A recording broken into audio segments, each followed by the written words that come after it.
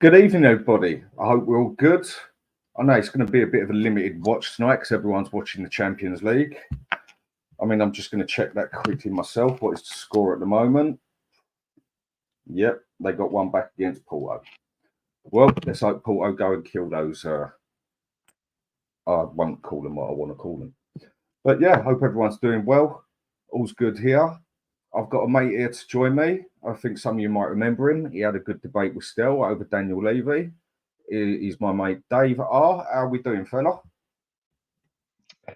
Yeah, not too bad. I just heard you talking about the Arsenal game there. It's obviously a bit of a weird scenario, that, right? Because you could argue we need Arsenal to win that. So, but yeah, no, I'm doing all right apart from that. Busy day at work, but that was made easier by a profitable day at Cheltenham, thanks to the three big favourites. And looking forward to having a chat about the Spurs at the weekend and obviously generally going forward, what we're doing for the rest of the season, etc. So, yeah, happy to be on, Dan. Quick question I'm going to ask with you, since I did mention that dirty name, how does this Champions League thing actually work for fifth place? Do you actually know? Because I keep reading one thing and I keep seeing another thing and then I keep hearing another thing. And I must admit, it's sort of half gone over my head. So if you can explain it, mate, please do. So it's basically done on the coefficients. So if a country has a team playing in a European competition, that team will earn points based on how far they get in the competition. So obviously, the further you go, the more points you get. Right? It's nice and simple. And then over a course of a couple of seasons, those points are averaged out so that you get this sort of table like England versus France, if you like. So as it currently stands, because of the change in the Champions League, there's 2 extra places up for grabs to make the numbers. So what they're doing is they're giving it to the 2 best leagues based on their team's European performances. As it currently stands, England are 3rd, so we would miss out on the 5th place. However, we've got teams still in Europe. So by the end of this season, if I know Brighton are probably out, but let's just say Arsenal go far, they'll earn more points. West Ham, we need them to overturn the Freiburg game because Germany are the other club up there. I think it's Germany and Italy are the 2. France are just behind us. So they're like 4th or 5th, I think, further down. But the simplest way to look at it is if the English clubs for this season do better than their German and Italian counterparts in Europe, then we will overtake and go into the 1st or 2nd position.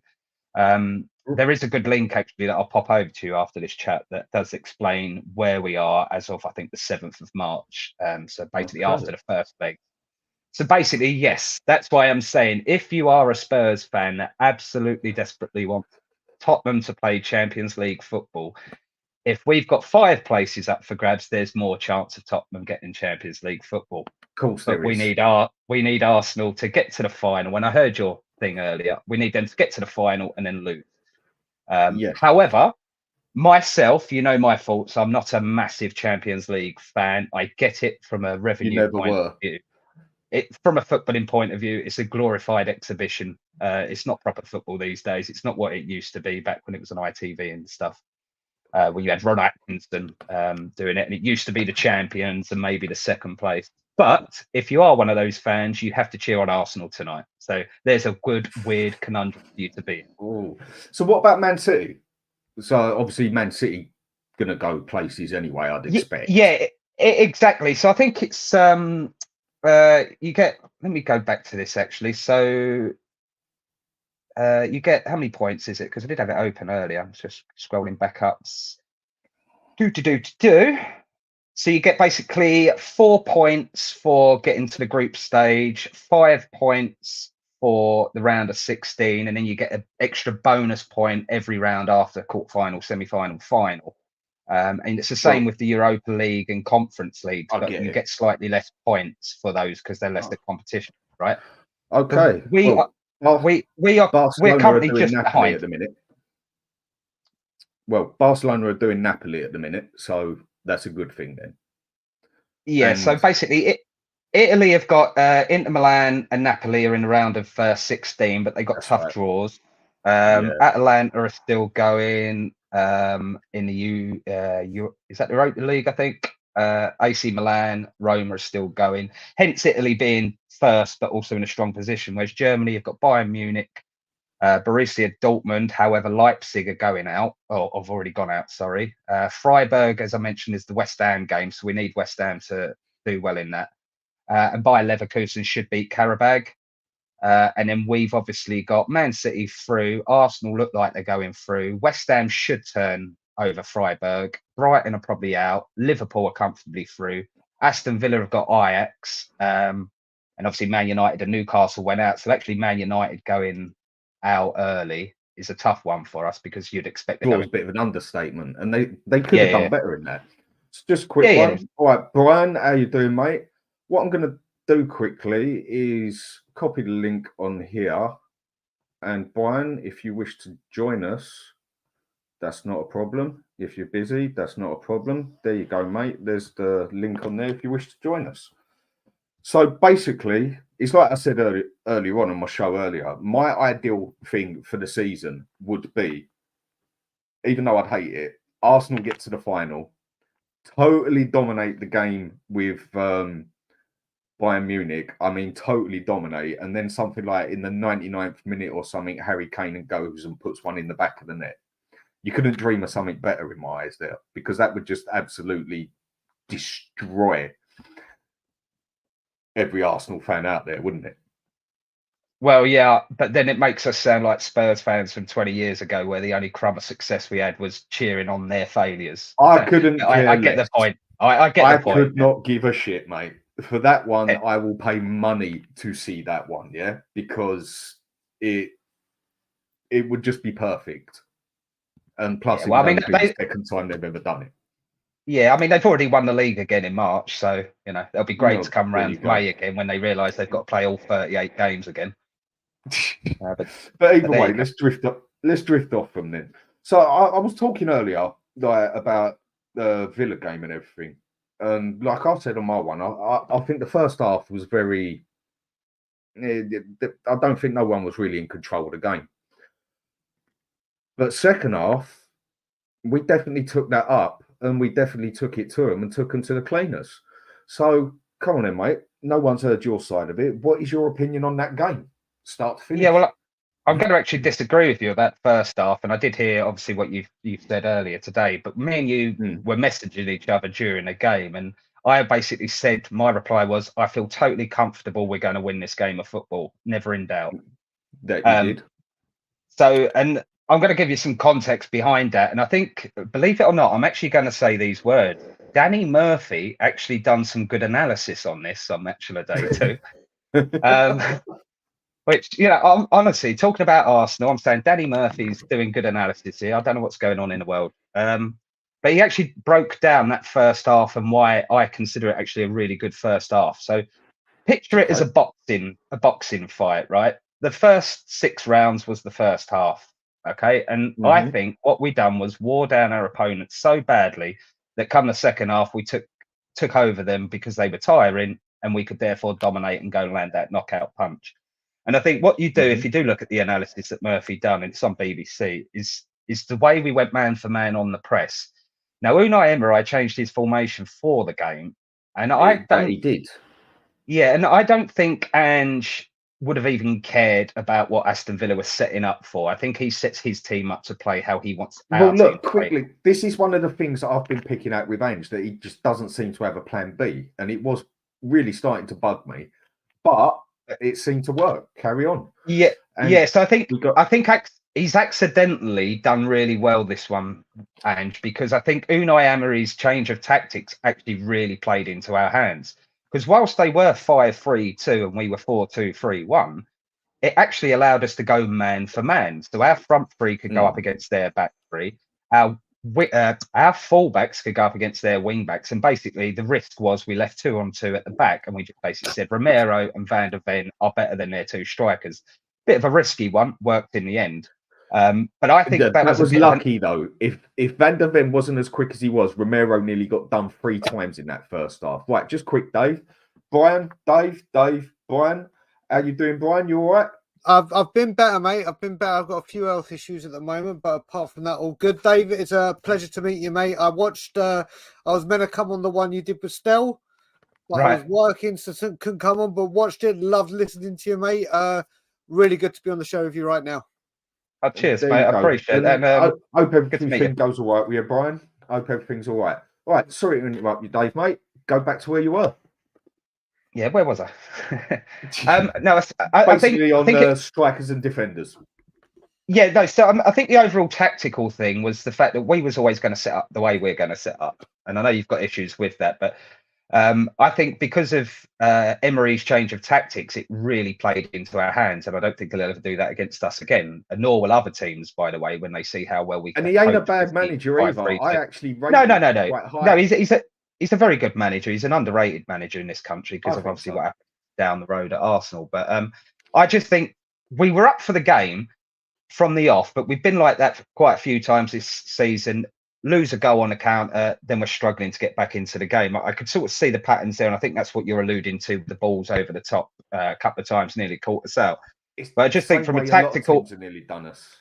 Yeah, I just think from a tactical point of view, we beat the press very well. If you go back and watch the game, when they were pressing high, we was quite comfortable getting out of that and creating attacks quite quickly from that. But I also think we stifled them to long direct footballs. But what I think we did do in that first half was just tire them. I don't think we landed a knockout blow in the first half. I don't think we created too many chances.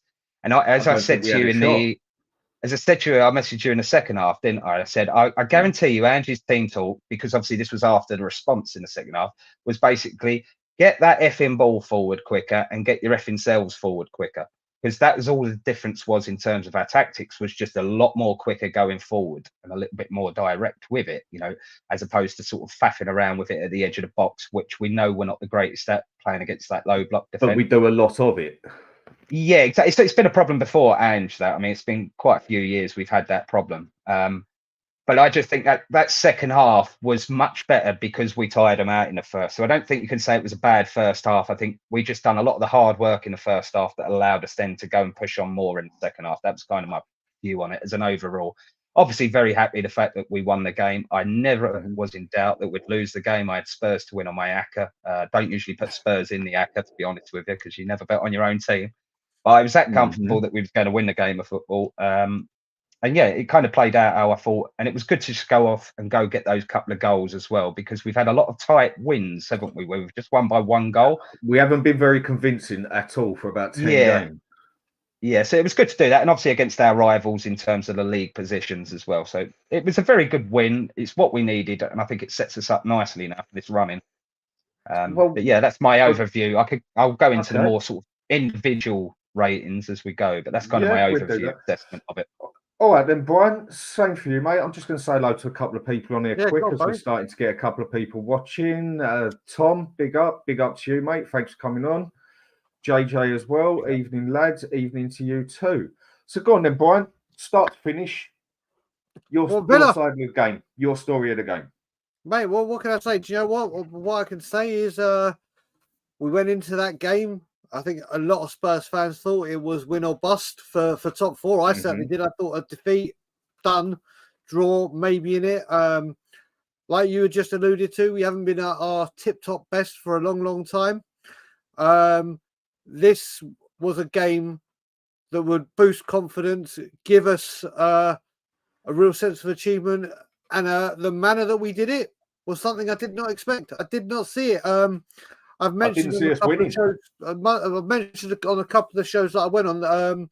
Scotland Yard, our pub in Toronto, the Spurs pub. A few Spurs fans brought a couple of Villa mates to the game, and when we were outside at halftime having a vape or speaking, the first thing they all said, forget about we've played in Europe, we're tired, was Emery's changed. Emery's changed his tactics. I thought going into this game, this was going to be like the Spurs Man City, end to end, who can score the most, a battle of the attacking football. He went 5 at the back, didn't he? Yeah, for some reason, whether it had been to protect what was going on with Europe, whether it was to protect injuries, whether it was to whatever it may be, for some reason, he went against his instincts and changed it. It's like when they say when penalty takers have it in their head that they're going to put it in the bottom left, change it at the last second. and they're about to go take it, and they change their mind right at the last minute. I also think it was a double whammy because not a lot of people are talking about John McGinn being out for 3 games. He is massive to them. He is he is a colossal for them. I think he's a good player. I quite rate him. I would have taken him at Spurs any day of the week. I think he fits into Ange's system. I think he's a great player. Him missing is big to them. So absolutely delighted with the performance. The second half was breathtaking. Yeah. Breathtaking. And the most important thing I take from it, and I've said it for a while, is without Destiny and Porro together, we can't play this football. When one of them are there, we can kind of do it, and we heavily rely on that one. When both of them are out, our game is nothing compared to what Ange wants to do. Keeping those two together is pivotal to anything we want to do. Totally agree. Right, one person just want to say hello to Rob Belcher, top fella. Man. Thanks for this morning and that. Had a good chat with you after the show and everything. Top geezer. Evening, Dan, Sir Brian, and David. Beating Villa will mean nothing if we don't go to another run, starting off at Craven Cottage. That is a point I will get to in a minute. But again, Rob, top fella, we'll speak to you again soon, mate.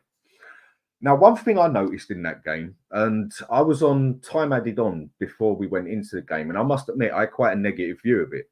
My attitude was, if we play against Villa, and they've been a force at home, they have been hard work there, and we go and play against them like we did against Palace and a couple of other games, they're going to do us 3-1. I honestly thought the best we might get out of it is a 2-2. And the main thing that's really been bugging me with Ange is that he does not seem to have a plan B. Now and again, he does a little thing. But he went and done in the second half, about 10 minutes into it, exactly what me and Alan were talking about on his show. I get a bit, all this inverted and underlapping, I must admit, it ain't for me. But what he did was what I said I wanted him to do. Get Kulusevski, cut him in a bit more, let Porro go up the right-hand side and get a few crosses in and give him some hassle on the right.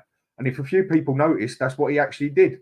We still had Udogie cutting in and that, and Porro did it a few times. But a lot of the time, Kulusevski went a bit deeper and Porro went up the side. Because one thing we definitely have a problem with is Porro is the only one who can cross the bloody ball. And yeah, from there, we got them 2 goals, and then it all just fell to shape. Maddison come to life. I mean, what a cross by Sarr. I mean, that was world class. I don't call many things world class, but that cross, that was up there with the best. And remember as well, he almost fell over in the run-up to that cross. Yep. Still composed himself. And that ball, especially with Kulusevski be on the right wing, who we've wanted to see more crossing from and more coming from that right side, that was Darren Anstedesque. That was a peach of an assist. That was Beckham-esque, for God's sake. Yeah. It was incredible. It was that good. And also, that was not easy for Maddison to do because it bounced and that can go anywhere. And he was also sandwiched up at the same time. And he still got it in the back of the net. Because I thought he'd had quite a fairly quiet game up until then, same as Son. I think in the first half, they got marked out a little bit, didn't they? But yeah, and then the way it went from there, can't complain with none of it. I mean, that dirty little kick by McGinn, I mean, to me, that wasn't even a tackle. And it weren't no bloody career changer like people are saying. That was just a pissed off player kicking another player like an old schoolboy Keane Patrick Vieira giving him a dead leg. But that was blatantly a red card, no ifs or buts. And like you said, they are definitely going to miss him. He might not be the most skillful man out there, but he's a worker through and through. And I would not say no to having him at Spurs at all. But yeah, 4-0. I didn't see that one coming. So now that we've gone and done the best thing to add as well, Dan. Sorry, just about the best thing. Go on, mate, that's fine. Do you know to see Van der Ven go off and actually see a competent defender come on? Well, that was the next bit I was actually going to go to. To see someone of Van der Ven's talent go off, I think, oh no, it's going to be Davies, it's going to be Emerson, it's Dragushin. To see, I can't remember the last time that's happened, honestly. No, Look, I follow Italian football a lot, as everybody knows. That's why I was able to spot a couple of players like Vicario when we got them and that, because a lot of people only follow the Premiership. I can't say I'd seen much of him, but I follow Inter Milan a lot. It was only a couple of weeks before we got him that I actually saw him play for Genoa against Inter Milan as the central defender. And as a central defender, he got the goal for Genoa, and he also totally bossed the game. And you don't see that from a defender very often, do you? No, and I quite like what's coming out from his camp as well, from like his agent, and that they kind of talk. It's the right kind of talk. It's like when I signed, I knew I wasn't going to play. I had to be patient, so I had to train hard every day to make sure I'm ready to come in and prove myself. He's not come in and gone, you spent all this money on me, I have to start. Oh, I'm not starting, I'm going to kick off a fuss now. He respects the fact that he was starting as third choice, but he relishes that challenge. And I think that's quite positive. He's not come to sit on the bench, but he's relishing the challenge that he has to dislodge Romero and Van der Ven. He's going to fight them two all the way. I think he's going to make Romero play better. Yeah. Because I think he's the long-term backup, isn't he, to Romero? You wouldn't see him as the backup to Van der Ven longer term. I think Van der Ven is more important to us than Romero, personally. Yeah. But I absolutely love Van der Ven. I can't remember the last time I've fallen in love with a football player, for one. I mean, I'm not that that way of going. But I think maybe you should go play cricket, yeah? Wait, Mickey Van der Ven, right? You know, I'm recently single after 15 years. Mickey Van der Ven could change me. I am in love with him that much. He is an absolute Rolls Royce of a player. And I'm surprised how good he's coming. I know he's got his pace, which kind of people say, oh, he's got his pace, it'll back him up. No, he's got so much more than that. And I think it was your stream earlier, Dan, where it's one of those that we've got to really start winning stuff in the next year or two, because these are the players that will move on to the. He's got Real Madrid written all over him. Yeah, right, exactly. But he's absolutely quality. I'm just going to say hello to a couple on the side here. Tom, VDV only expected to miss Fulham, so positive news. I thought that's all it was going to be anyway. He didn't limp off the pitch or nothing like that. And it turns out, from what I've read, he just got a little bit of a strained hamstring. Now, something me and my mate Tom spoke about, who I used to do the show with, Tom did predict this. A man with that pace who uses that pace is going to have hamstring problems. It is going to happen. But when Van der Ven come off, I didn't feel threatened. You didn't even really notice he came off, did you? I thought Dragusin was that good. You could have said he played. A couple of people said he was a bit nervous. I didn't think he was nervous at all. You too? No, not really. What I will say, first of all, with Dave saying, my two favourite Spurs players of all time, one is Paul Gascoigne, and second is Jan Vertonghen. And Mickey Van der Ven is going to be pushing in a couple of years' time. I think I may be having a debate who goes above Mickey Van der, and being a left footer myself, I love a left-footed player. But yeah, listen, Dragusin came in, and you got to remember, we went 1-0 up immediately. He came in, and like Dave said, it's good to see that he came on and he was ready. He just slotted in. That's what you want to see. He was in. Listen, it looks like, and I have to say, the news that's broken about Van der Ven is from Paul O'Keefe, who obviously is very reputable. But you know what it's been like with Spurs medical team. We heard James Maddison say, yeah, I'm going to be back very soon. He weren't back for 7 4 months later. So until Spurs say this is what it is, that this is how long he'll be, it's great to think it will only be for them. But yeah, Dragusin looks like, if it is the case, it looks like he will definitely start against. You would hope, the way he played against Villa, that he will get his first start. And that's when we'll see his first full 90 minutes.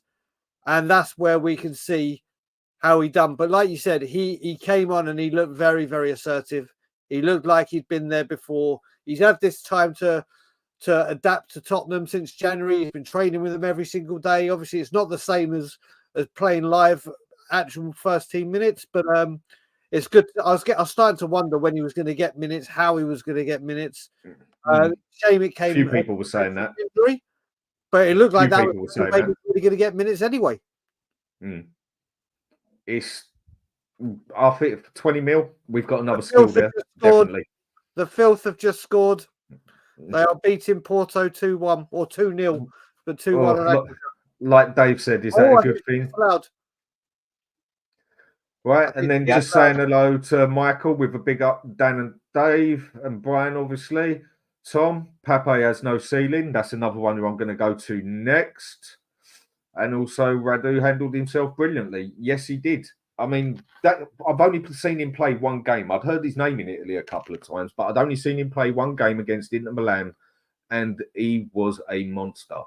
I mean, you look at the fella. He's big. He's quick. He can head the ball. He even had the bottle when he came on. Literally, his first touch was to take it on the far left and take it round one of their wingers instead of just booting it up the pitch, which sometimes I prefer someone to do. You know, when in doubt, kick it out sort of thing. But the confidence is there. And yeah, I want Van der Ven to play, obviously, but I'm not scared if Van der Ven or Romero ain't there now, because I think we've got significant backup. It feels like we've gone from having no central defenders that we could trust on, bear in mind Romero's rashness in the past, to now having 3 proper good centre-backs that we can build a squad around. We probably still need the 4th. But with Romero sorting his recklessness out and being much more sort of refined as a defender these days, I think we've now got 3 real top defenders in the squad, which is great to have because, as I say, a year ago we didn't have one. So we're almost there with the centre backs now. We need that extra left centre back, didn't we, to cover Van der Ven. Year, you was looking at what, Legit and Dyer next to each other. Yeah, great. Talk about bring on the depression, isn't it? Big time. Yeah. So next one I'll go to here. I mean, again, I spoke about him this morning, but definitely want your 2 opinions on this. And we have already spoke about him a bit. But Sarr, he's starting to come up a bit of a man, isn't he? Starting to come up good. I would go as far as saying he's probably the first midfielder on the team sheet at the moment, because I could agree with that. I think his engine and the box-to-box nature, he kind of is the glue to all the chaos that's going on around, and he's the one that can get in and around everywhere. Whereas obviously Basuma and Bentancur are a slightly different profile of player, and obviously Højbjerg's a different profile of player as well. And I think Sarr's the only one that matches that profile of the box-to-box with the energy to do kind of a bit of everything. So it might be something that we need to think about longer term. Is like, I always thought it was going to be Basuma, Bentancur, Maddison, and kind of that's what Ange was hinting at when Maddison was injured, wasn't he? So yeah, he never got to play those 3. But I think Sarr's just, I think he's overtaken him in that centre midfield. I don't know what your thoughts are, Brian. He has. I mean, Basuma, he's a box-to-box player. He's not an anchor man, but he can do the job. Bentancur, he can play deep anchor sort of thing, but more of a deep line playmaker sort of thing. I mean, that's what he did at Juventus a lot. And that's why Basuma's now getting held back a bit. And the way we did play best was with Maddison, Basuma, and Sarr. But I'm starting to agree with you there. I'm starting to think Sarr, he's probably one of the first pick in midfield, because without him, it looks like it falls to pieces. What do you reckon, Brian? So let's go right back. When we signed him, initially signed him, I went start raving mad. I went absolutely mad because we desperately needed players for the first team. I don't mind buying youngsters. In fact, I embrace it. But I was like, we're doing it again where we're buying these lumps of coal and hope they will turn into a diamond when we needed players for the first team. But once he played, you got to remember, like you said, when he played AC Milan last season, you go to the San Siro and your midfield is Skip and Sarr because we were so depleted. Pape Matar Sarr ran that game. Pape Matar Sarr was incredible. He then, the North London derby that I was at, that we lost 2-0 out, where Lloris let that one in, where that fan stupidly kicked out of Ramsdale. Pape Matar Sarr was the only Spurs fan that could walk off with his head held high. And then Conte just didn't use him at all. Højbjerg was losing form. Skip was knackered. You look at it, Conte had Basuma and Sarr just sitting there. And because he was so arrogant and so one tunnel vision with 4-3-3, 4-3-3, or 3-4-3, sorry, 3-4-3. I'm not moving, I'm not budging. Yeah, I was thinking that, Brian, just as you were saying that about Conte, do you reckon he put Conte's nose out of joint playing so well? Because Conte was like, I need first team, world class players. I can't be dealing with these youngsters. And the youngsters just gone and proved him wrong. Maybe. I mean, he was brilliant. And I can kind of even see, but what I didn't get is when we were at that end of the season, losing to Bournemouth and the results we were having, you had this guy here. Højbjerg needed a rest. Skip needed a rest, but because of your arrogance, you just wouldn't do it. And listen, he didn't start against Brentford. He went with Skip and Emerson. Since that Manchester United game, Pape Matar just picked up that ball and just said, hold my beer. And everyone was thinking, do you know what? It looked like Basuma was being the governor for Sarr. Basuma was monitoring, like cuddling him and getting him through games. I think it's the other way around. I think Basuma plays well only with Sarr. Sarr has been absolutely magnificent. And for his age, I'm delighted we gave him a contract. He needed that contract immediately. Yeah. Yes. He has been, 6 years. For me, not only is he one of the first name in midfield, for me, he's one of the first names on the team sheet. He's that important to us, I really reckon. I kind of agree. There. You see, when we bought him, a few people said, like out in more the football world as such, that we've just got ourselves the next Pogba. Why has no one gone for him? Why didn't Real Madrid have him? And there was meant to be a few others that was very interested in him, but we seem to got him. And who can we thank for that again? For us, when you look at it, you mentioned Vieira. I've heard other people compare him to N'Golo Kante. And there was another player, I can't remember who, that he's been linked to, looked like, but being compared to Vieira and Kante. Yeah. I mean, I can think of worse players to be compared to.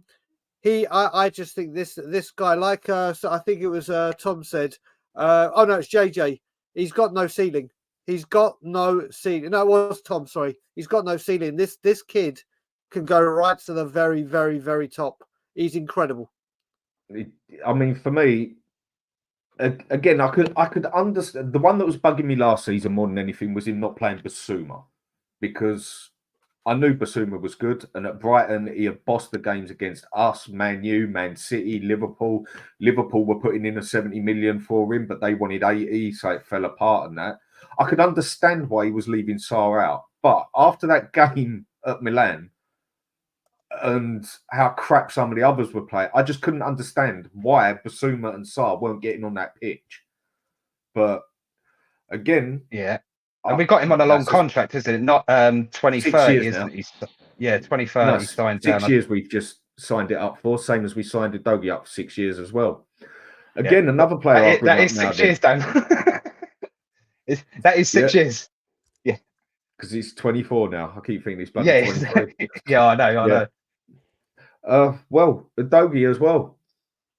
He was another one that I actually knew about because I'd heard about him in Italy, and then obviously following the Italian league, I kept an eye on him as well. And I thought, he's good. I like this player. So obviously, I watched a few more of his games and that. What do you reckon on him then as well? I think he had an excellent match against Villa. Yeah, I mean, again, I think, this is a hard one, Pape Sarr versus Destiny Udogie in terms of signing, right? I mean, what's the signing for that level of money? Because he's already quadrupled probably his value. I think I think he's pretty much the all-round player there, despite his age, for that role as well. And I think we'll touch on it as we go on later in the show, in the sense that, and we mentioned it about Porro as well, the drop-off in our tactical structure when we lose either our left back or right back is absolutely unreal. I mean, what other team in world football, would completely ruin their whole tactical shape because they've lost a right back? That's how important these roles are within the Ange system, right? So I really do think, whilst Udogie's done amazing, there's a massive hole if he's not playing. So it's a real big key signing for us in the summer is who comes in to be his backup. Same as Porro on the right wing, back as well. So I think Udogie, I thought what I liked about him against the Villa one, there was a few more times where he opened his legs up because he's coming inside so many times, playing like the little 1-2 passes, this and that. you sometimes forget how quick and strong he is. And there was a couple of times in the Villa match where he just went boom, knocked it round their right winger, right back or whatever, and just sort of walked past them. And he hasn't really done that much because of what we mentioned before, similar to the Porro, right? The two inverted at times to go on the overlap. So yeah, I think Udogie's done great. I mean, it's hard for me to sit there and compare between him and Sarr if we're talking about which been the better signing. I think they've both been awesome signings. And it goes to show that it's not about spending the 60, 70, 80 millions all the time. It's if you do your due diligence, exactly. If you do your due diligence and actually scout these players properly, not just their footballing capabilities, but also their profile, because I think the Udogie one, he looks like a professional for 10 years. He doesn't look like a young 20-year-old or whatever he is. And I think that's a mentality thing there. And I think we've done our homework on that. We could have just been extremely lucky, by the way. No. The one who's done all this for us, Dave, is Paratici. Yeah. The Don. Yeah. But yeah, I'm happy with him. I'm just scared when he doesn't play, similar to what Brian mentioned at the top of the show. You know, if we don't have him or Porro, that's a big issue for us. And that's one we need to rectify in the summer. And I don't know how we do that, because obviously Porro and Udogie are so young, they could potentially be the right back and left back for years. So do we get in, say, like, I don't know, a 27-year-old that's fully experienced to come in and be the backup, or do we sit there and go for another youngster to compete? It's a tricky one. I know we're talking about next season further in the show, but it's an interesting one to have. But I absolutely love Udogie, and I think, you know, he's been brilliant this season, consistent as well, very, very consistent. Well, yeah, right. One thing I just mentioned quickly, audio, thanks for coming on again, mate. You was on this morning. Evening, chaps. Evening to you too. Wayne, hello, mate. Sarr and Udogie are just kids by age, but they play with great deal of maturity. Yes, they do. One thing I will say quick before I go to you, Brian, I will have to big myself up on this one, because I think it might have even been on a show that you was on as well, Brian, when I told everybody right at the start of all this, mark my words, by the end of the season, if Udogie ain't the best left back in the Premiership, he's going to be the most wanted, if not one of the most wanted in Europe. 95% of people told me I was crazy. Yeah, I'd already watched him play in Italy enough times. The man is good. Go on, Brian, you'll go, mate. Yeah, well, what I will say as well, where Paratici does deserve credit, I'm not giving him. I want to give Udogie more credit than I do Paratici, because Paratici brought him in to be a left wing back in a Conte system. That's why he came, to be a wing back in a back four or back five, whatever you want to say. And then he came to Ange and was like, no, we play a back four. You're going to be, not only are you going to do what a left wing back does, but you're going to do what a winger does. The way this guy has come in, listen, he's got all the attributes. I haven't seen a Spurs player run, like Dave said, with power and pace and conviction since Gareth Bale. That was the last left winger I saw get with pure power and just go right. I've seen the guy make a defensive challenge back in our penalty area, and 7 seconds later, he's the furthest guy forward for us. The engine, or he's on the other side of the bloody pitch covering Porro where he can't get back. The engine on this man is incredible, and I'll say now, I'll throw my cards and table. When it comes to Pedro Porro, I loved him as a right winger. Loved him. I thought he was the most shambolic defender I've ever seen. One of the most shambolic defenders I've ever seen. And when I was at the Supporters Trust Manchester United ticket protest thing, and I saw Pedro Porro was starting at right back, I dropped to my knees and went, oh my God, that's it. We've lost this game. But my God, how wrong was I? For me, the most improved player at the football club this season. I love him at right back. I absolutely adore Pedro Porro now. Wing back, yes. Mate, anywhere that guy wants to play or Ange plays him, he's incredible. He's basically he's becoming like what obviously Trent has perfected his craft a lot more, but it's in the mold of a Trent where he sets everything. But Porro's got more power. His shooting, his set pieces, he has all those attributes. And you look at it, we had the greatest partnership that a lot of us have seen in Walker and Rose. Was, and obviously we had the two central defenders. You can see why there's comparisons being made. Like, if they stay together for long enough, this back four could be that back four. And again, as they said, and I mentioned at the top, these two are pivotal to what Ange wants to do. The other thing with Porro as well is his energy, his attitude. He seems to be everything's 110%. Even if it was like a little muck around game at training, he's trying his best to win that little muck around game. He's just got that vibe about him. Yeah, that's what you need. On the defender side, I still think he's a poor defender. Okay, he's getting better though, Dan, right? I'm not disputing that. Yeah, most blocks and most tackles as a defender in the league. Yes, but I still don't think he's a good tackler. I still don't think he's a good defender. He's a wing back. Where I would love to see my man is up on the right wing. That is where I would really love to see him play. Same as I've always said, my mate Mike has always said about Liverpool. Michael, Dave, who he's always said he'd love to see Trent up on the wing. I would love to see Porro up on the wing because he's the only person who can cross the bloody ball that we've got. But he has definitely improved as a defender. I'm not disputing that. But when it comes to an out-and-out plain right back, I don't. It's not his position. It's not him. It's like getting Royale and telling him to play like a wing back.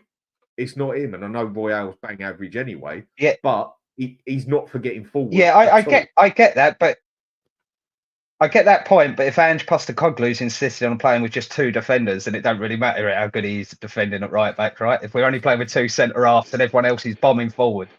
But I do take your point on. But Brian's absolutely correct in the sense that he has improved his defending. Yeah, he's probably up there in his stats because he does a lot of good defensively. I think he's been very unlucky in the media. He gets in the way. He doesn't tackle so much. Not that I see, but he gets in the way of the pass or the shot, doesn't he? But you also see like the media narrative on this, right? So at the start of the season, he got absolutely hammered by Gary Neville, didn't he?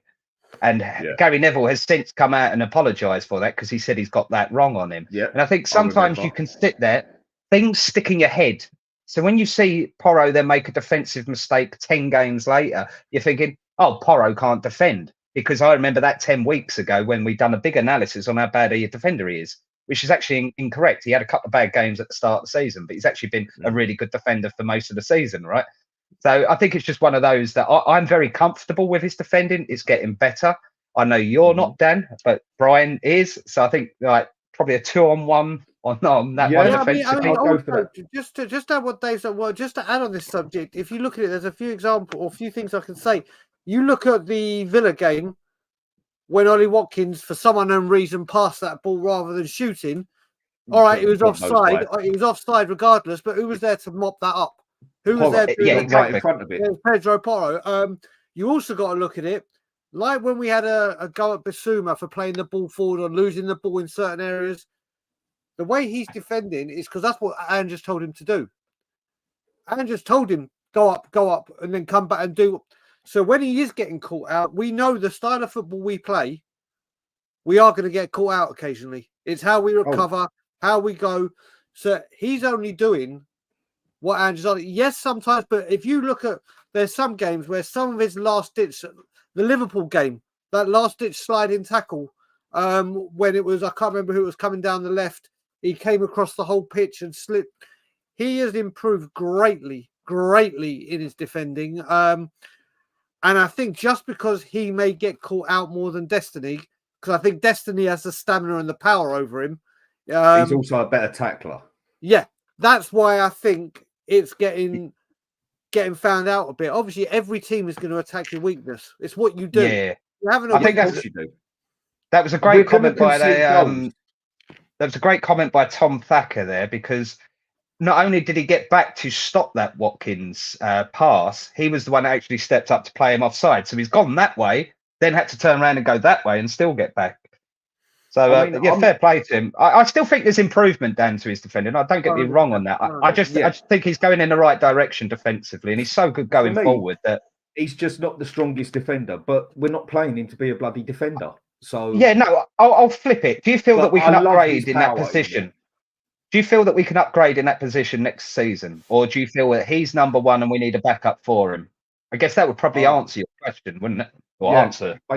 If I'm going to say for it, the only one I'll keep him as the wing back. He's going nowhere. As a right back, I'd be sceptical, but he's not a right back. He's a wing back. So I'm more than happy with what he does. But his defending can still improve, his tackles. But you can't fault the man. I mean, what was it? If I remember right, he was at Man City at one stage, wasn't he? Yeah. Like when he was young. He never actually played for him, I don't think, because they've got all these different clubs dotted around, haven't they? So it's kind of, we won't go into the financials on that. If you upgrade on him as well, I don't want to use that terminology. If you get another person to play that position, does that player then have the same telepathic relationship with the doggy that these two have? These two aren't just doing well in their positions. The balance when one knows to go forward, one needs to come back. Their understanding of where each other's going to be.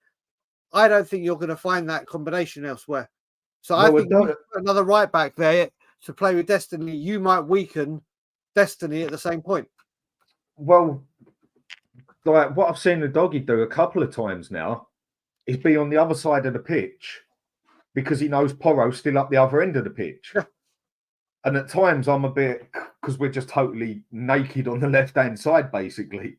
But you can't really fault them. But the thing is, with the way we play, we're going to concede goals. We could have the best defence in the planet on there. We're still going to concede goals for the way we play. The thing that's letting it down, really, is with the attitude of you score 3, we score 4, is we're so patchy up the front, aren't we?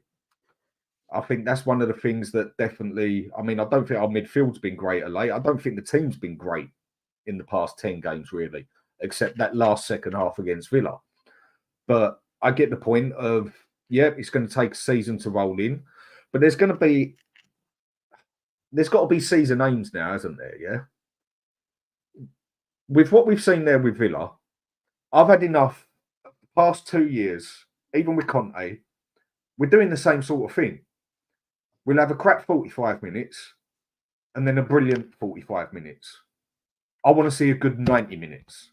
And I don't think I've seen that in about 10, 12 games now.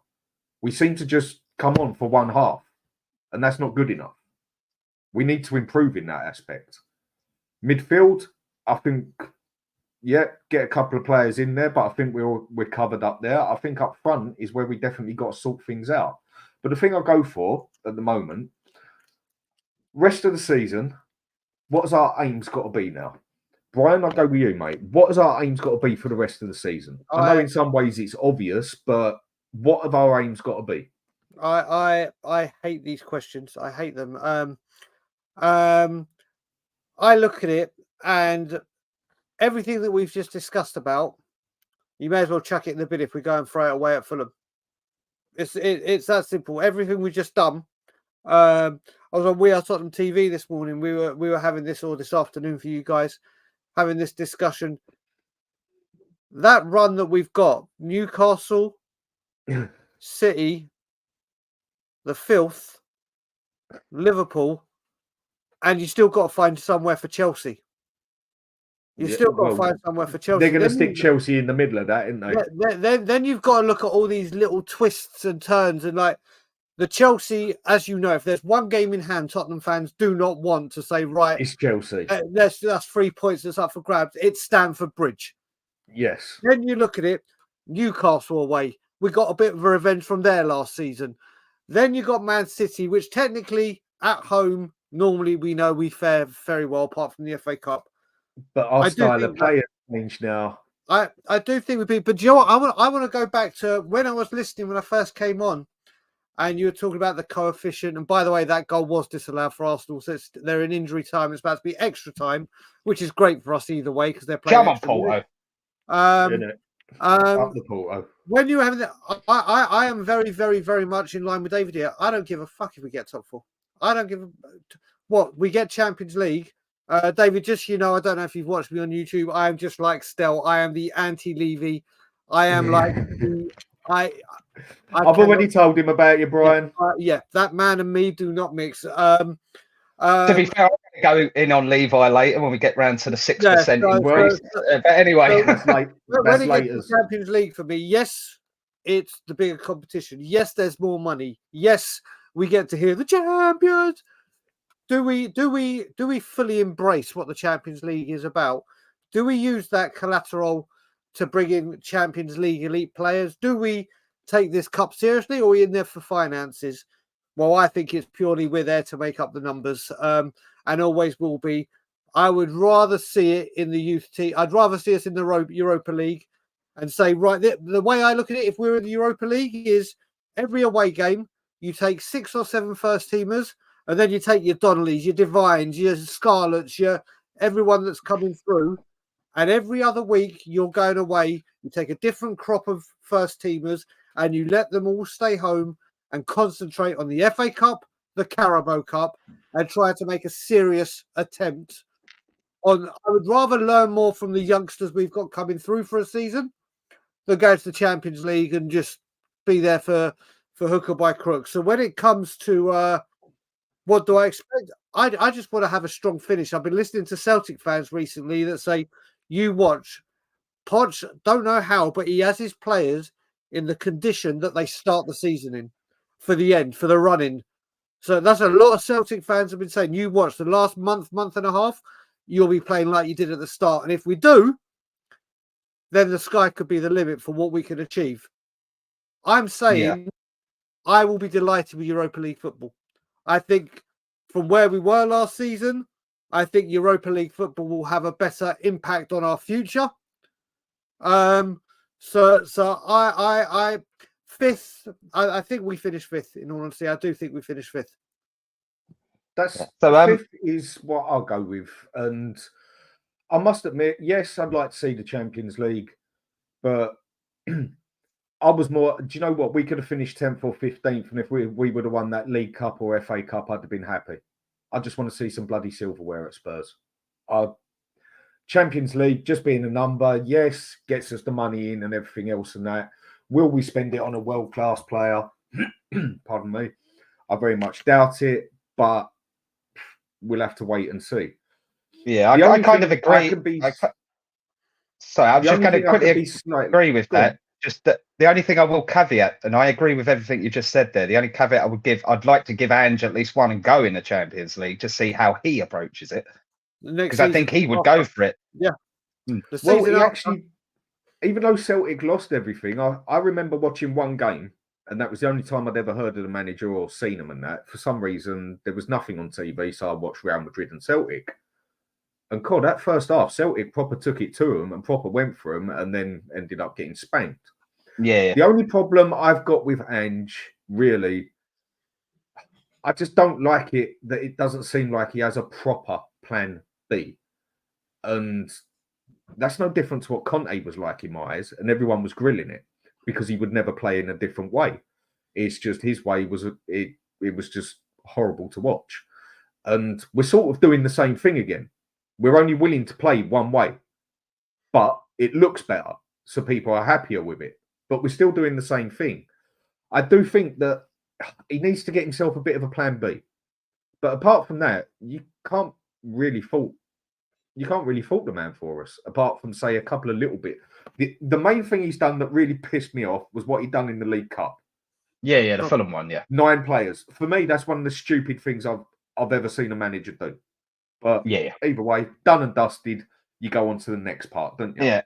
So right, Dave, what do you reckon for the rest of the season? Well, I'm going to put everyone's mind at ease by saying that we finished 4th, 7 points clear of Manchester United, and that's with us losing to Man. I've done the predictor earlier. I've done a predictor for the final fixtures, and I've got us 7 points clear in 4th, and that is with us losing to Manchester City, losing to Arsenal, and losing to Liverpool, drawing with Newcastle and drawing with Chelsea, pretty much winning the rest of the games. Manchester United and Aston Villa's running are horrendous compared to ours. I know we've got that little window of games that we've got to fit in, but what do you expect when you still got 11, 12 games to play, right? But Villa's is even worse. Villa's, I think, pretty much their entire rest of the season is against teams in the top 11, 12, I think. And I always thought they was in an overinflated place anyway. That's why I was confident we'd absolutely smash them, because I think we absolutely smashed them with our weakest team at home. We just couldn't put the ball in the back of the net. So I'm comfortable we comfortably beat Villa. And I think Manchester United will drop too many points in there because obviously there's a bit of a gap between us already. I don't think they get enough points to catch us up. I think they kind of match us for the rest of the season. Yeah, so my predictor, with us losing those 3 games on the bounce, it takes us to 2 points clear. I think it's 2 points clear with 2 games to play. And our last 2 games, I believe, are Burnley and Sheffield United. Correct. Whereas Villa's and United's last 2 games are tough games. So that's where the gap thing comes back in.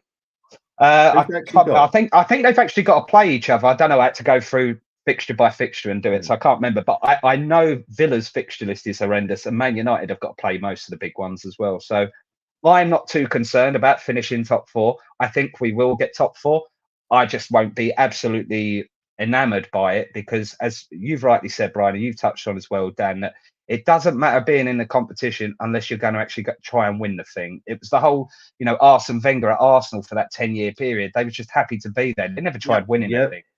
And you never want to become that club that just goes in it for the sake of being in it.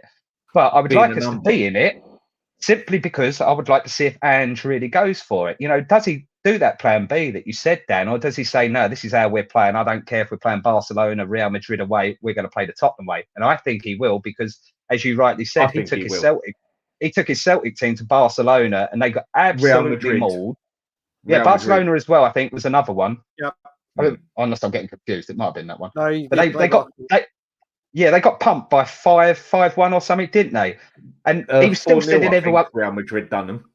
It must have been the Barcelona one I'm on about then, but he was still sending everyone forward at that result. And I just thought, well, if he does that there at Celtic with lesser players, he's going to do the same at Tottenham, right? So you say we haven't got a plan B. I just think his method is if you do plan A well enough, we don't need a plan B.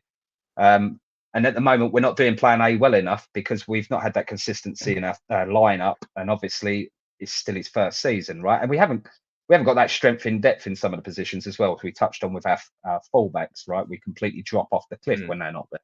So what I think will happen is we will get 4th comfortably. I think we'll lose a couple of games, especially that little run where we've got City, Arsenal and Liverpool. I think they're one after the other, aren't they? Yes. I do see a dropping point. However, do not fear. If you absolutely want Champions League football, Spurs fans, you're going to get it this season, regardless, because we're finishing 4th comfortably. And even if I am wrong and we finish 5th, we'll probably get the 5th place through the into the Champions League as well. Anyway, so I think Champions League football is happening next season. It's what we do with it that matters. So I'm Napoli out. Yeah, I'm indifferent to it. I don't really care if we're in it or not. Unless, of course, Ange takes it seriously, in which case I'm all behind Big Ange and I'll be on that. I'll be singing the music.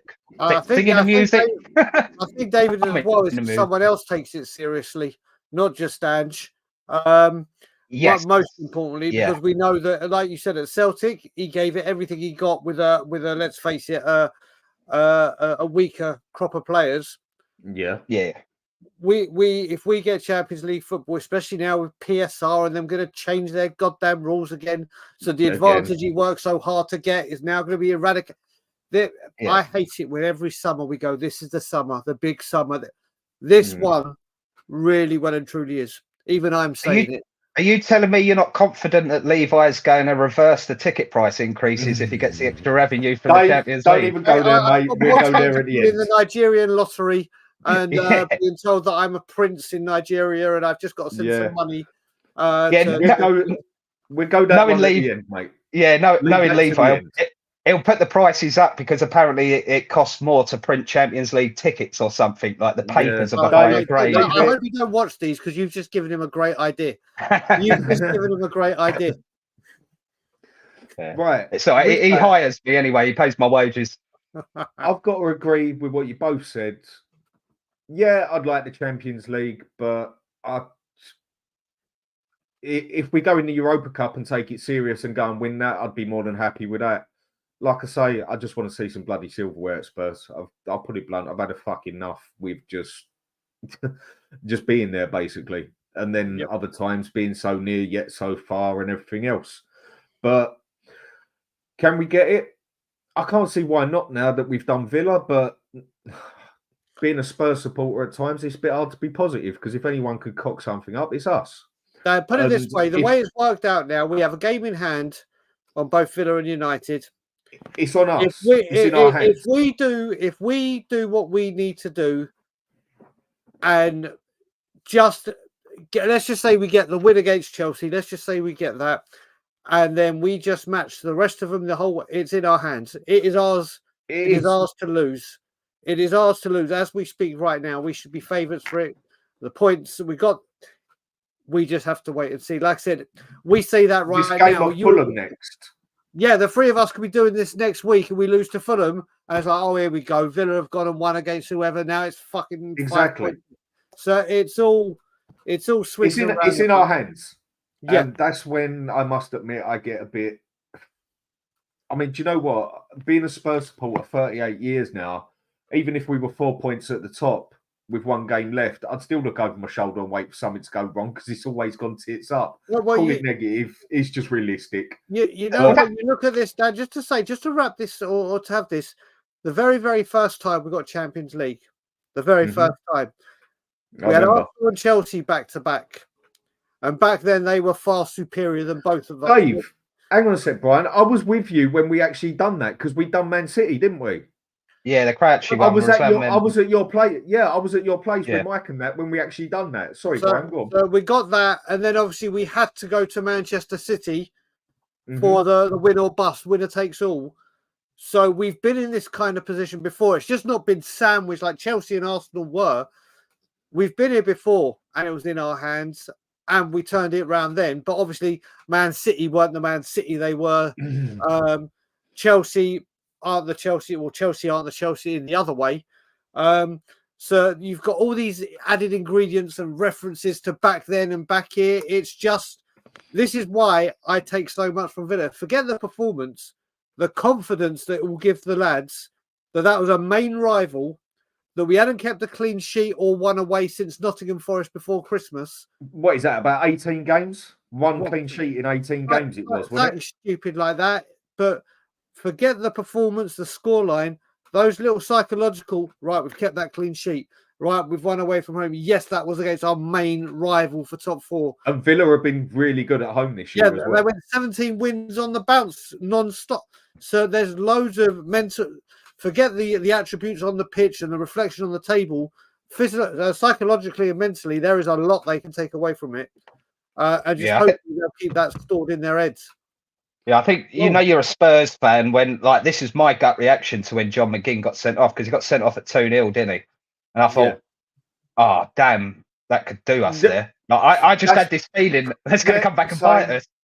You remember when Joey Barton got sent off for City when we were 3-0 up in the old John Macken show? Yes. No, that's exactly what I thought. When because 2-0 can be a right tricky score, can't it? Because sometimes you can feel it might sound weird, but I prefer at half time to be 1-0 up instead of 2-0 up. Because I find that when you're 1-0 up and you come out in the second half, usually you're still pretty sharp. 2-0 up, you can feel a bit too safe, and it ain't safe. So I totally get what you're saying. When he got sent off with that, I did think, do we really need him to go off here? What's going to happen now? And I thought, I could see us winning it, but I thought there's a chance we're going to concede one anyway, and then it's going to go chaos for the last 5 minutes or whatever.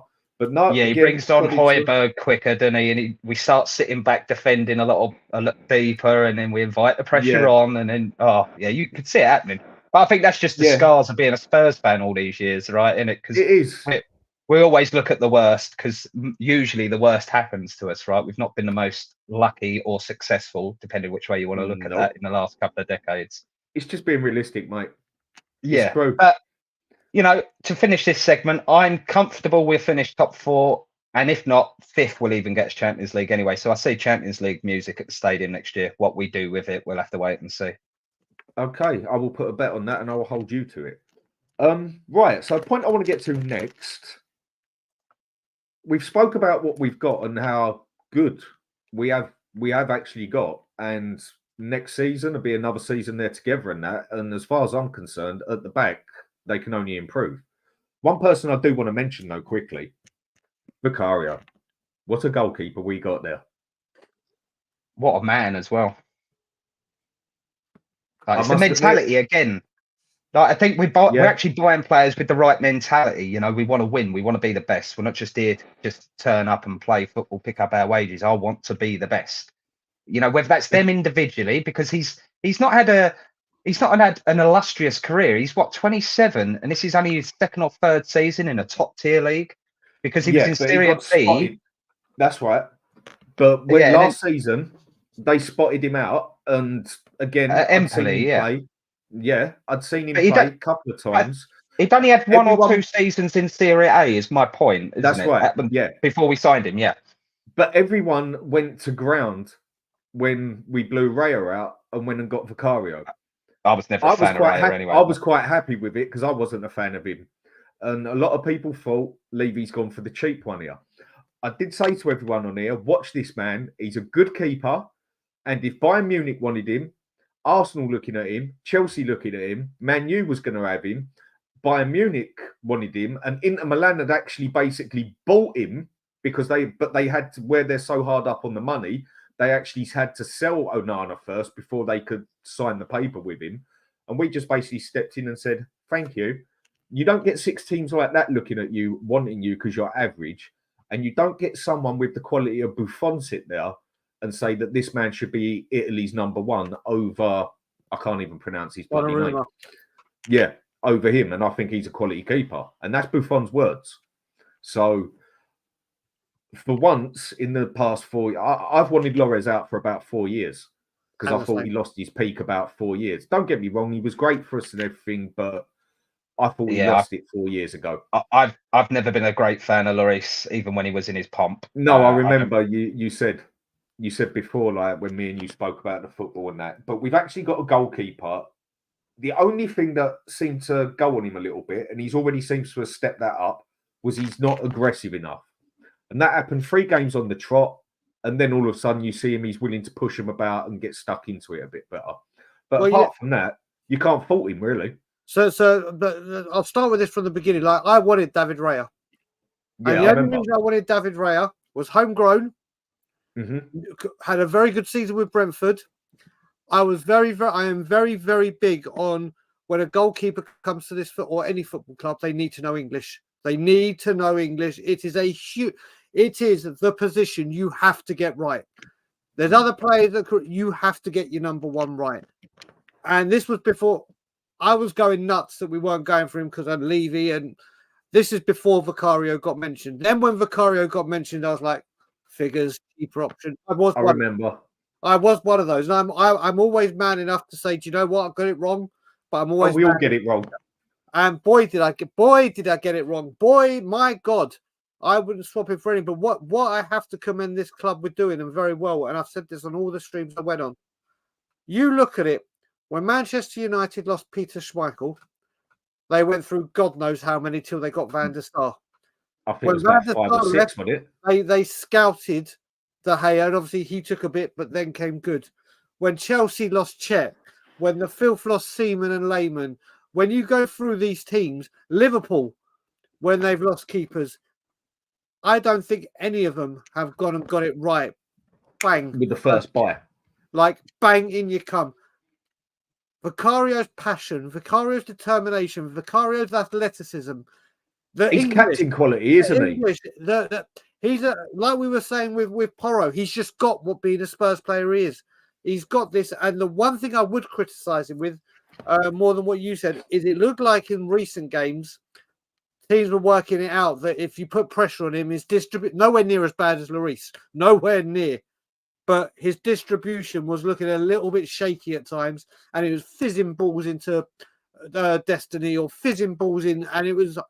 But he seems to have worked on it. Any little fault he does have, and you see that that's happened for the last couple of games. Within 3, he seems to pick it up. You can see that he's worked on it. Yeah, he's worked on it and said, right, I need to up my game on this. Like you said, with his aggression and being like goalkeeper players. He's captain material. I think he's the best captain material we've got. I still don't like goalkeepers as captains, but he nor do I. I don't. But personality-wise, I don't like it either. But personality-wise, he is your ideal captain, isn't it? In abundance. You're a captain by default in goal. You know me, Dan. I came through Charlton's academy as a goalkeeper, and you were taught to be the captain from in goal. So you should never be captain as a goalkeeper because you're a captain anyway by default. You're the one that should be the most vocal on that pitch because you're the only one that can see everything on the pitch. But I totally agree with you, Brian. And just to add on to that as well, I was talking about mentality of these players we're bringing in, and I think that's the difference these days. We're bringing in players with winning mentalities. The fact that he even took his time off to go and see Josh Keeley play for Brighton, for Barnet on loan, the fact that he's recognising I'm the number one goalkeeper at this club. My duties go above and beyond just standing in between the sticks for 90 minutes every week. It's more than that. I'm the ambassador for this club. I am the main goalkeeper. So I've got to go and help these youngsters. And I love that about him because, as we said, he's not had that big stellar career where he's been at the top of his game for 10 years. He only really got noticed last year in the Italian league. We had two seasons at Empoli, one in Serie B and one in Serie A, didn't he? Right. But last year he got spoke about a lot. And the only reason I've known anything about a few of the players that we've debated over is because I do follow Italian football. Dave, I've always loved Inter Milan, and I've always followed the Italian football to an extent like the Premiership. And that's the only reason I've ever known a few things about Kulusevski, Bentancur, where he's played, or Vicario, whatever else, because I actually follow the league. And basically, with him, at the moment, I'd say he's the third best keeper in the league. There's only two actually better. And for a change, I now feel safe. I mean, I like the way that even when he sees they're offside, he still saves it. Yeah. When he knows he doesn't have to. And I like that. I feel safe with the keeper at last.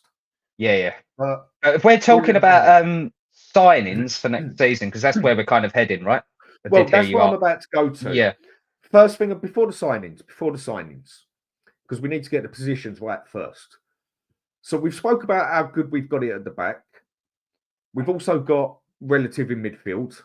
I mean, Maddison, we don't even have to talk about quality. We know he's got it and that. And then we know Bentancur. My question is with Bentancur, is he going to come back to what he was because of his ACL? We're going to have to wait and see. Yeah. His past 7 games have been shocking.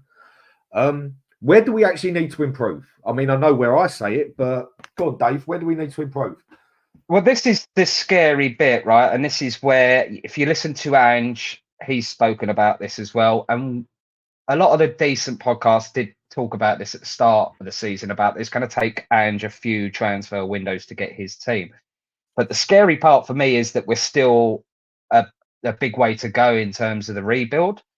So I'm just looking here, summer signings needed. I'm not talking about too many individuals at this point. I'm just talking about what positions I feel we need.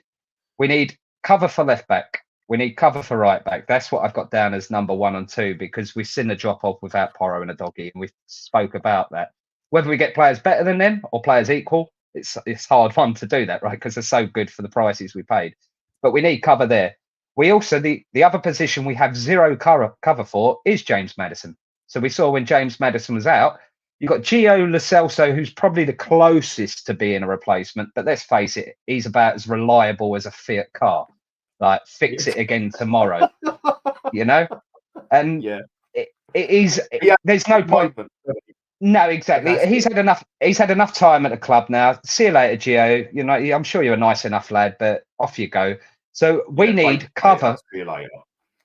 Cover for those 3 positions. When I say cover, I don't mean a drop off in quality. I mean, if you can, the same quality or better.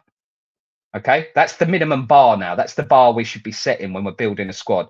Are they at least as good as James Maddison, or are they better than James Maddison? That's what we do. We don't go slightly left. Maybe if it's a Papi Matar where someone's got a couple of years to develop. But I want to get us to a position. I want to see us in a position. Obviously, I've got no control over this. I want to see us in a position where we're buying players that will go, okay, compete with Maddison. Okay, so I think there's 3 that if we are missing someone, if we're missing one of those 3 players, there's a severe drop off in our team. The other one, which I don't believe that we've got an out and out one of these already, is a number 9. I think we need a big signing at number 9.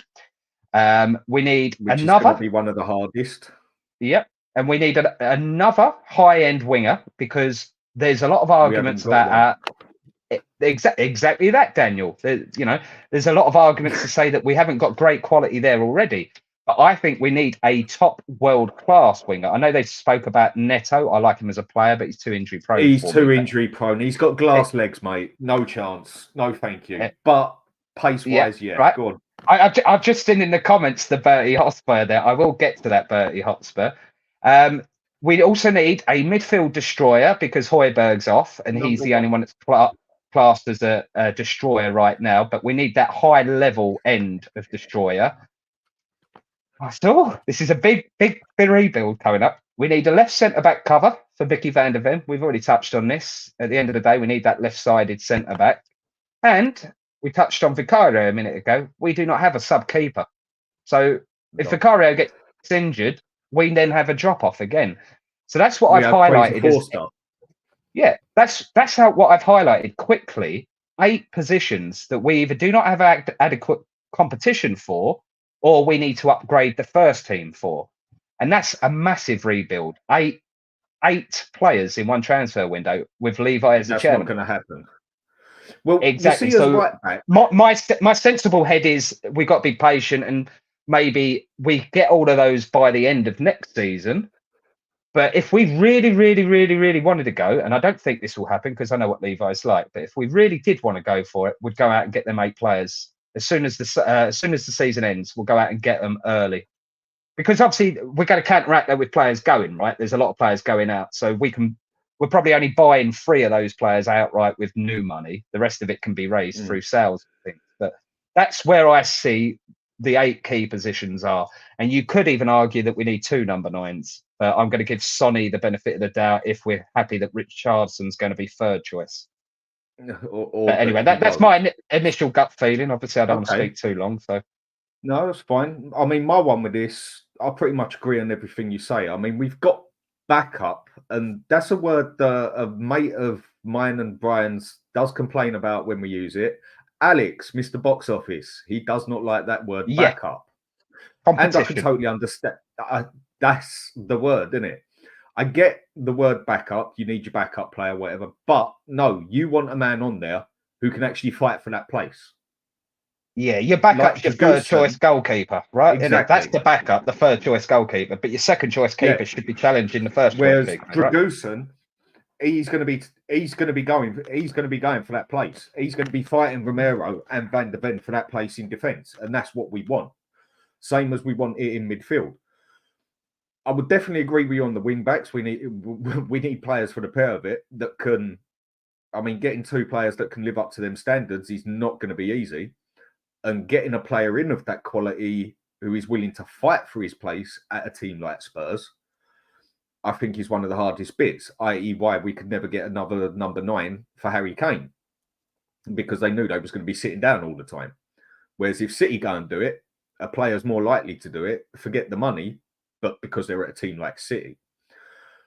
The one I always go on about is we have not got someone who can cross that bloody ball except Porro. Kulusevski, when I think he plays better as an attacking midfielder, it was another thing. I know he got dropped out at Juventus for a long time, but when they did use him, they used him as an attacking midfielder and used him up front with Ronaldo a couple of times. I think he plays better there. When you've got a left-footed player playing on the right-hand side as a winger, slightly inverted, but having him go so deep, he has to put it onto his left foot. And by then, it's so predictable. The defender's already stepped right before he steps left. We need a fucking winger that can cross that bloody ball. And we haven't got it. That is the main thing I want. But the rest of it, I'll make you totally right. Go on, Brian, your side. Where do we need to improve? For me, David mentioned it right near the end. To me, the utmost importance, no messing around, no Levy tactics, no nothing, is go and get the elite of the elite number 6. The elite. No messing around. So, because if you look at it, if we can get someone that was playing like Basuma in the first 10 games, who can mop everything up and protect that defence, and then give the ball to who it needs to be at the way that we attack with pace. Can you imagine a Paulinho from Fulham? Could you imagine someone like a Victor Wanyama, that one season where he was sensational, a Dembele, someone that was there to just go, right, you ain't getting past me. I'm picking it up. I'm giving it to Madison. I'm pissing off Sarr. I'm getting it to Porro out wide. Adoji, who's going to be if that number 6 is there just to marshal everything, and I'm talking about top draw. I'm not talking about potential. I'm not talking about Pape Matar and finding a youngster and bringing him up. I'm saying this is where we're putting it down. A number 6, bang, that is jaw-dropping like, here you go. Like Rodri has had an impact at Man City. I'm talking that level. That to me is the number 1. Every other position that Dave mentioned, I completely agree with. We need it. There's a lot of work, and it isn't going to happen. Doesn't matter if we have Manchester City's owners. It ain't going to happen all in one window. And especially how this chairman does it with the PNR, and we've got to get ready for the next FFP rules. Yes. We're going to have to. Listen, we can all say, oh, he's going to change it. He's not. He's not. So I think the priority, I believe Destiny cover is imperative. But the most important thing for me is a complete dominator at number 6. And as long as we don't buy Conor Gallagher, I'll be delighted. So what you're saying for a number 6, I mean, I've said to a few people, like Bentancur covered number 6 nicely. But what you're looking for, from what I get, and a few others, and I'm definitely going to have to agree on this now I've listened to what a few people say, we don't want a defensive midfielder, deep-lying playmaker like Bentancur was at Juventus and like he can play. You're talking about we want a hard damn anchor man, Patrick Vieira, Roy Keane, Gattasu, Pirello sort of thing. Damn right. Someone that will mix it up. The sooner we can get the ball and cover that defence and say, right, let's just get the ball to Destiny rampaging forward. Porro, who's free and available. Kulusevski can then go and do more up top that he was doing under Conte and get that ball. Look how devastating we were in the first 10 games. We were absolutely ruthless. We were absolutely, even the game against Chelsea. We was lucky as well. Romero got sent off. We were absolutely smashing the living shit out of them.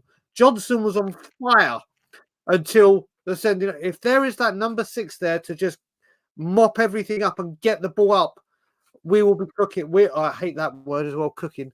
We will be. I think it is absolutely pivotal that, like an enforcer, like an ice hockey enforcer, comes in and just sits in front of that back 4 and then just does what he does and gets the ball out. Done.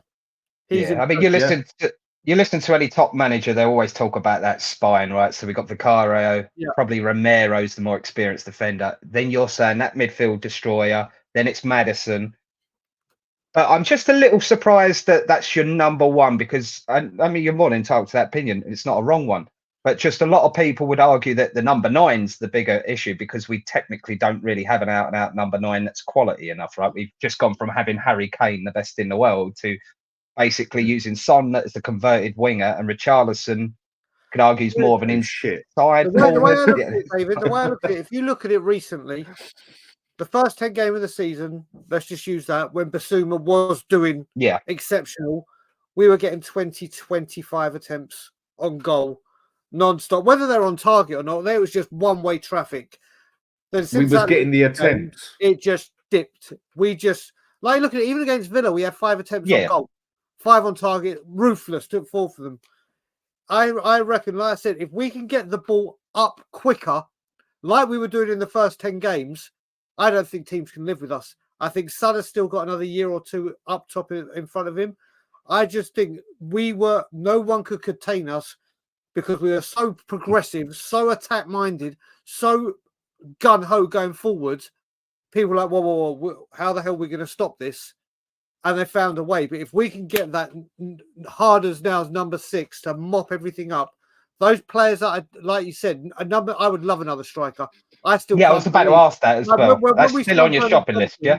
I did not understand Brennan Johnson at all. I was like, why are we spending 50 million on a winger? I've been a Brennan Johnson fan. I didn't get it at the time. I get it now. The value, obviously, everyone says it ain't Brennan's fault, which is right. But I thought you sell Harry Kane and you don't replace it. And then you look at this football club when it's it's taken how long to replace Vertonghen with Mickey? How long has it taken to replace Ericsson with Madison? How long Walker Rose with the? It always takes bloody time. Yes, if a number 9 is coming about, but listen, we had the greatest of the great.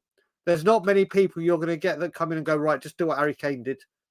No, we got to evolve from there. And Harry Kane, whether people say it or not, Harry Kane, he's the best striker on the planet. Reason being, he's better than Haaland. Haaland is better at what he does, and that's charging forward and toe punting it in the goal. Harry Kane is more of a complete. He's the complete striker. He's got it all, and he can pass as good as anybody, and he can also bloody defend. But that's done and dusted. The problem's going to be with a striker. There aren't many out there. Correct. Defenders, you can go and find them. There's plenty of defenders out there if you look about. There's plenty of players all over the pitch. The one at the moment where there's an extreme lack of, it's sort of diverted its way round from what it was 10 years ago, when there was plenty of strikers but no bloody defenders to find anywhere. It's now the other way round, isn't it? Well, the other thing striker we go for, Dan, what you got to look at as well, and I've mentioned this on a few streams, this transfer window that we say is the one that we need to do it, this isn't a normal transfer window because you've got a Euros damn bag smack in the middle.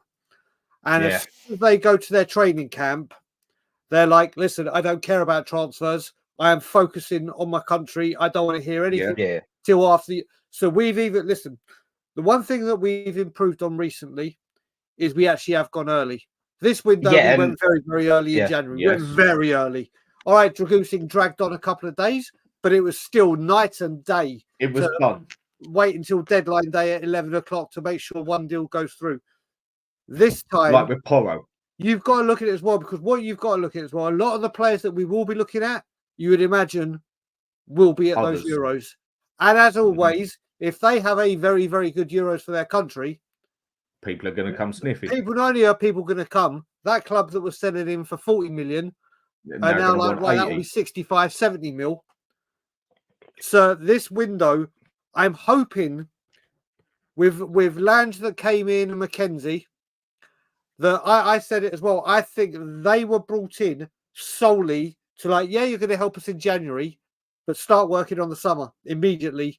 So when it comes to the summer, we're ready. We can go. We can start learning where we are as the season develops. Obviously, 4th, 5th, Europa, Champions League. I think they're going to have a heavy impact on this window. And Spurs, and not just Spurs, every other team is going to have to move quick because of the Euros. Or play the poker game and say, do we wait till after? And remember, when they have the Euros, they then get their extended holiday. So they're coming back to pre-season training late. And then they don't get fully... So this window, there's so many things to say why this is such a huge window for Spurs, as we always do. But with the Euros in, it always makes it harder. So we've got to be very, very clever this window. Yeah, no, I 100% agree with you. And I actually forgot about the Euros as we started talking about this. And it is right. We have got better at doing those early signings, but we're going to need to be even better, as Brian says, for this one, because, it's just... you're not going to get the players. Hard. It is going to be hard. So if we need to improve those positions... Yeah, just the 8 of them. The next question is, but we cut it down to a couple or whatever... Who do we actually go for? Do we stick to an age, or do we actually go for the one who was ready yesterday, not the one who's ready, like you say, with Sarr and that? Because I know there's 2 players that I would absolutely love Spurs to get hold of. One of them plays, I can't pronounce the bloody name of the club, Sassuolo. Yes. Berardi, yeah. How old's he now, though, Dan? Because we had this conversation before. 28. He's either 28 or 29. Right, okay. He's either 28 or 29. I can't believe that no one's already gone for him. He plays plenty of games. He can cross the ball. He can shoot. He can run. I think he's a quality player. The other one I'd like obviously comes from Italy, Roma, Pellegrini. I think he will give Maddison a fight for the playmaking place, not just go there and be his backup. They are 2 players I would definitely love to see come to the club. because I definitely think we do need to cover Maddison's place, because as soon as Maddison's gone, we haven't got no one who can pass across the ball. I mean, that's one other thing I will say quick. We take more chances in front of our own goal with passing than we do up the other end of the bloody pitch. We'll take a pass at the back where it's 50-50, but we won't take a pass up the front unless it's 80-20. And I still can't get my head around that bit. Is that Andrew or is that the players? But I would definitely say we definitely need, they're the two I'd want. Centre mid, Pellegrini from Roma, and I would absolutely love to get Berardi from Sassuolo. They are two players I'd love to go for. But I don't necessarily disagree with those, Dan. Just coming at you, and this is also for Brian as well, because we've also got to be conscious. We mentioned it about Raya, or you did, Brian, about the homegrown issue. We've got to be a bit conscious about that, because obviously a lot of these Paratici signings, right, are foreigners, right? So they go against the homegrown quota. So there's also got to be a sort of conscious effort as well that we need to purchase some, British players within this cycle as well. So I don't disagree with those players you've mentioned, but I think that the club needs to also factor in that part of it. So there's a couple of positions, like for example, that left centre back. Like I like Braithwaite, Everton, for example. That's someone that could come in and challenge Mickey van der Ven and not be ridiculous amounts of money either, especially if they get relegated. But yeah, so I don't disagree with that, Dan, but I think there needs to be a couple of British players. At least 50% of our signings need to be homegrown, I think. I don't know what the exact numbers are, Brian. I don't know if you've got them there, but I know we're quite tight to that limit, aren't we? Well, we're very high, but this is the thing, Dan, as well. With the players you mentioned, I get that they're good, they're ready, and they're players that could excite. Like I said, Maddison. This is another reason why I want Europa League. Because if you look at it, there's my boy, who I wax lyrical about all the time and have done for years, Alfie Devine, coming through. Yeah. There's a Donnelly coming through. There's a Santiago coming through. There's an Ashley Phillips coming through. There's a Dorrington coming through. There's a Vuskovic when he finally gets here and he's doing well in. So there's we've created this pathway. We've created it for ages. We've looked like we haven't had it. Now that actually looks like, do you know what? We're sending them out on loan. I think Plymouth's been a great place, seeing their former England coach to work.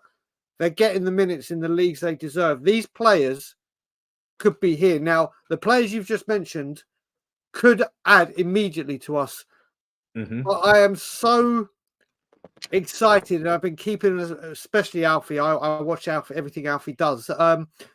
But you look at, and I'm talking about Divine, but you look at Donnelly, Dorrington, Santiago, Marcus, Tyler Hall, or Marcus, or whatever his name is. There are so many. For once, this isn't like a hit or miss. There is a crop of them coming through. I was thinking about it. You know what I was talking about. When I was talking about the cover with Maddison, Brian, do you feel that Donnelly's close enough to being ready to be that cover for Maddison, or do you reckon there's still another year or two? I reckon there was a big debate on this one. Mikey, I mean, that kid, let's not even. Mikey Moore, But you want to talk generational? You're looking at one with that kid there.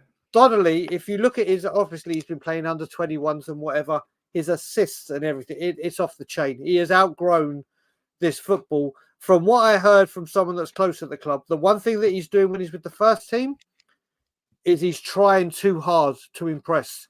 He's tried, I mean, you've got to the first team and you think, right, I'm doing that there. How can I get my imprint? And he's trying to be a little bit too clever rather than going, listen, just play what got this style of football got me here. Let me just, and you can understand it. He's a young kid. But I think this guy has got all the attributes to be an absolute superstar. He really has. And it's going to be interesting. This is why I'm kind of hoping Europa League, because then there's no need to send them out on loan. It's like you are going to play Europa League football. I see where you're coming from.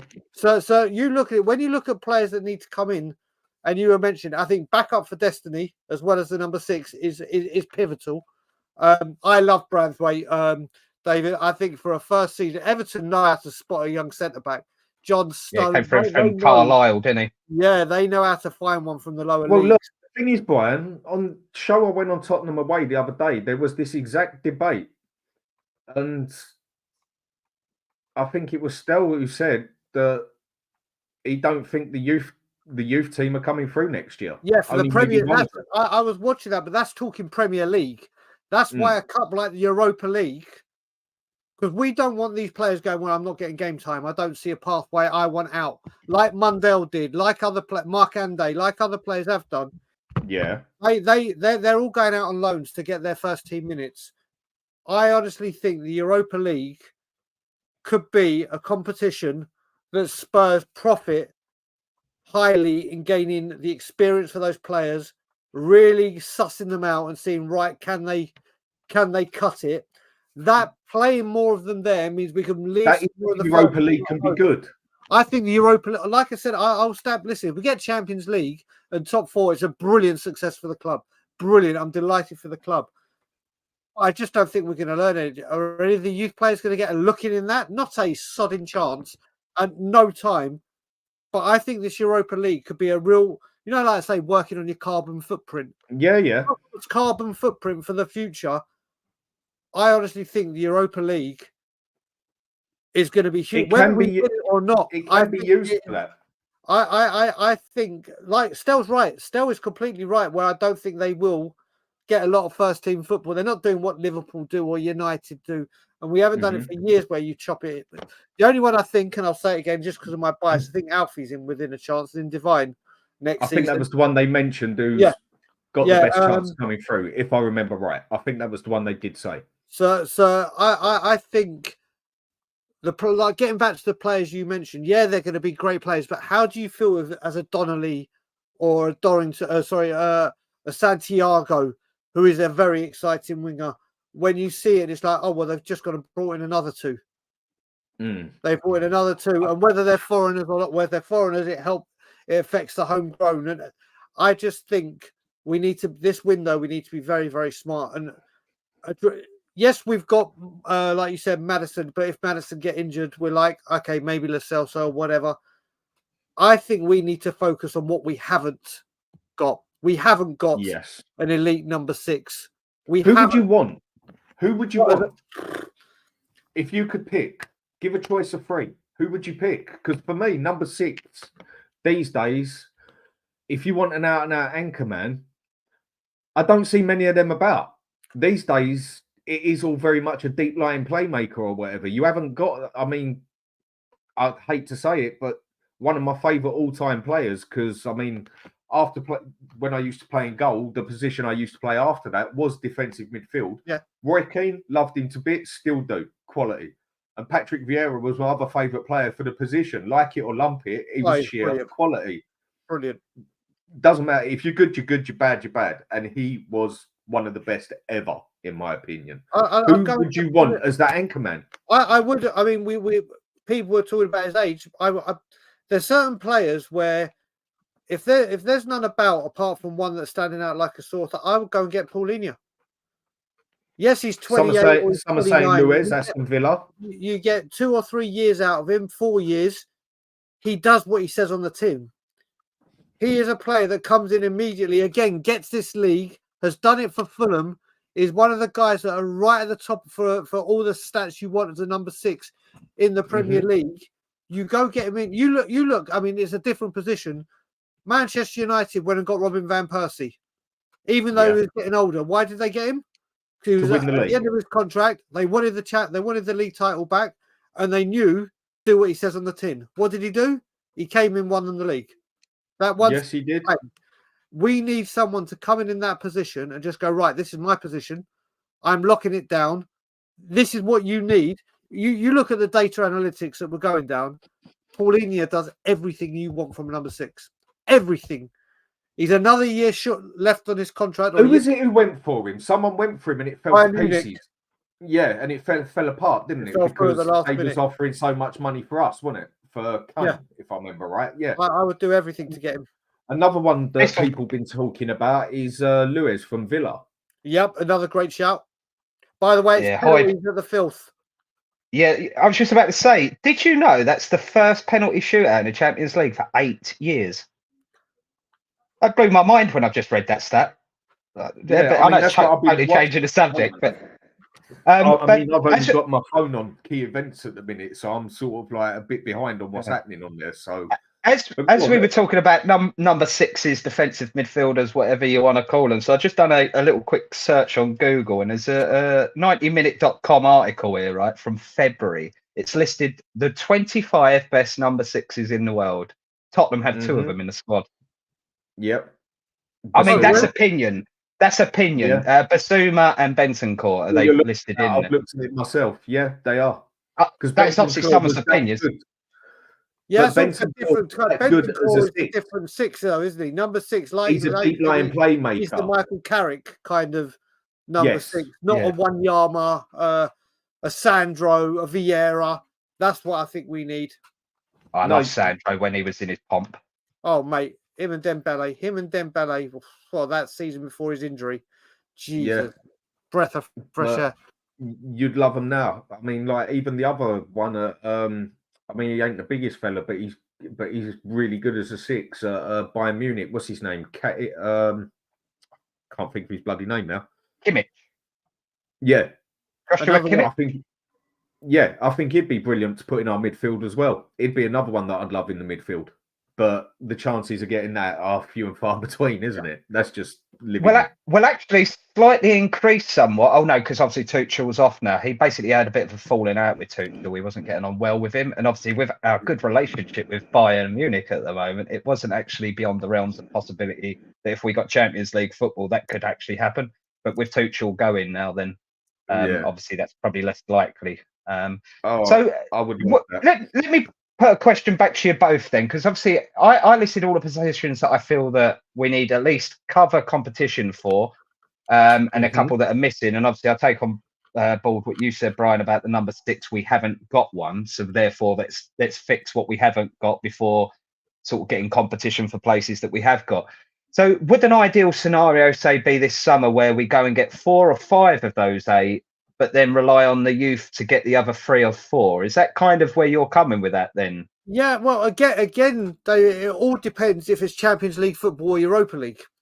That's I'm doing this. I'm asking a question that we will get Champions League. I believe we will. Champions League, then I think we need to address get players in. If it's Europa League, like you said, maybe get 3 or 4 of the big ones that we need, and then assess again in January and go again. But if it's Champions League, you have to, like we said on the show, if you're in that competition, I want to see Tottenham actually take it seriously, not over here for the music and the money. Here just to look pretty, basically. Exactly. Let's just say we get into the Champions League and then we finish 3rd or 4th and then drop into Europa League or worse, out of Europe. You're like, oh, for fuck's sake. Well, that was fun. That was embarrassing, like for banter. But then if we get through the group and we know in January, you're like, right, well, now go and get 1 or 2 players that can make a huge impact in that competition we're in. I think it's also important that we remember what Ange says about this as well. It's no point being in a Champions League if you're not going to go on and build from that, right? So I think we've got the manager that agrees with all 3 there, right? Let's don't just be there for the sake of it. Let's actually build on it. If we're going to be there. But I still think, as much as I agree with you on that number 6 position, Brian, I mean, that drop off when we haven't had the 2 fullbacks or Maddison was too massive not to address next season. It was horrendous. And we haven't got another playmaker. We just haven't. No, but my other concern is the number 9 issue. So I'm happy with Sonny being classed as a number 9 now, because I think we even saw in the Villa game, he was out left a couple of times and he tried using his pace and it didn't quite happen. I think he's just over that part of the hill now. Still an amazingly quality player. And I think that number, I agree. I still think his finishing is world class enough to be a number 9. My only concern with that is, you're talking about getting crosses in the box. You don't put crosses in the box to Sonny, right? Unless they're low along the floor in front of him. So, and Richarlison, we had this debate. I'll stand up for him as a squad player. I think we need a player like that in the squad, but he's not first choice number 9 in my eyes. So I still think that's a position we need to address in the summer alongside the number 6. If we're going first team players, number 6 striker for me. But then it's like, who do you go for? Then competition in the fullback. Well, for me personally, no. I just don't think he's in the right time of his career with the right mentality to fit in with what we're doing. I think he's too Billy Big Bollocks, and he won't come in necessarily be that team player. And I think he will also be arrogant enough. I'm not saying this is wrong, by the way. I think he'll be arrogant enough to think. You need that. Yeah, no, I think he'll do better than he'll think in his head he can do better than Tottenham. That's the arrogant view I think he would take on that. He'd rather go over up the street, basically. For me, I think long term, and I said this when Kane was here, I really like, and I don't think this is possible, by the way, but I really like Evan Ferguson at Brighton. I think there's a long term top striker in there, but not ready yet. So therefore, that goes against my own argument. I think that Boniface at Leverkusen, I believe he is, Nigerian striker. He plays up front with Osimhen. Osimhen would be my number one choice, but again, I think he's that bracket too high for us at the moment. Yes, well, he's going to be on the last year of his contract, but he's still going to be about 80 mil, and he's 100% out. Yeah, I think he's got Chelsea written all over him. That one, I think that Chelsea deal's already been sorted in some shape or form. It seems surprise me. There's two strikers. I do love Ferguson. I think Ferguson's got it, but I'm going to mention two strikers. One completely left field, and one that I know Spurs are monitoring very, very, very, very, very seriously. Try to get it done in January. He is like numero uno, or in the top 3 of targets for Spurs this summer. Without but left field, I've really, really been impressed with Cameron Archer from Sheffield United. I really think Cameron Archer, with his pace and his power, he could do something. But obviously, that's a hope. That's a Hail Mary.